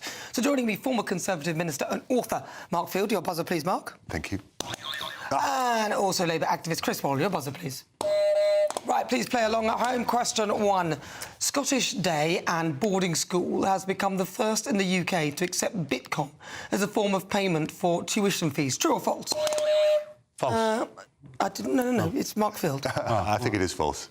You should just say true, just in case he's wrong. He might be. It's true. Never go with what the other one said. And you were wrong as well. Listen, so it's Nobwa. Yes, Le Mans School, a co-educational independent day and boarding school in Helensburgh, will accept the cryptocurrency at its school for 3 to 18-year-olds. Wow. Right, question 2. 2 undercover police officers arrested 2 men for illegal gambling on Westminster Bridge, dressed up as what? Was it A, Mario and Luigi? Well, I've started, so I'll finish. B, Wallace the Gromit, or C, Batman and Robin? Chris Worrell. Batman and Robin. I was going to guess that, but let's go Wallace and Gromit. OK, you didn't press your buzzer, so I can't take your answer. It is actually Batman and Robin. Did you say Batman and Robin? Yeah. 1-1, or is it 1-0? That's 1-0. 1-0. Right, question 3. How many hours... I was trying to give you points. It's on the left. How many hours did a mum spend in a police cell for confiscating her child's iPad? Was it A, 3 hours, B, 7.5 hours, or C, 30 minutes? Chris Worrell. 7.5 hours. 3 hours. 3 hours, you're going to say. It was, in fact, 7.5 hours. 2-0. Come on, hurry up. Don't let him win. Question 4. Jeremy Clarkson's been criticised for putting what animal on the menu at his pub? Was it a squirrel, ferret or toad? Yes, Mark. Squirrel. A squirrel. Very tasty squirrels are. Toad. You didn't press your buzzer, I can't take your answer. The answer was a squirrel, 2-1. Yes. Question 5. Daughter who smothered her terminally ill dad walks free. Is that true or false? And a very bad one to end on. It is a bad one, and I suspect it probably is a terrible case, and it probably is true. All right. What do you think? False. Right, let's just say that it is true, actually. 2-0. It's a tie. It's a tie. Well, congratulations to both of you. You've managed to tie. Thank you. Well, listen, loads of you have been getting in touch with your views as well, but today, for the Great British Debate this hour, I've been asking, is it time to renationalise steel? And according to our poll online on GB News, 88% of you say yes, and just 12% of you say no. Well, I've got to say a huge thanks to my brilliant panel. You've been absolutely brilliant. Former Conservative Minister Mark Field, he's also an author who wrote that fabulous book, An End of an Era. Thank you. I'll be reading that on my holiday. Brilliant. Thank you, and also Labour activist Chris Worrell for joining me today. Thank you so much, Chris Worrell. Cheers, Nana. Worrell. He won't be back. Yes, he will. And thank you to you at home for your company. I look forward to seeing you tomorrow, same time, same place.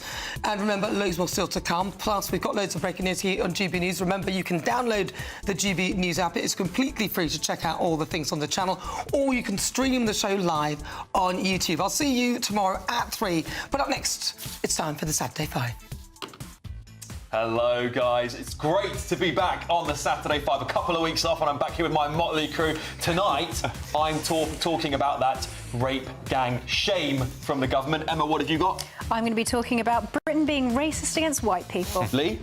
Lucy Connolly is a political prisoner and she should be released. Kai? Successive governments have failed British workers. And Will? The BBC doesn't deserve your money. Yeah, stay tuned. But up next, it's your weather.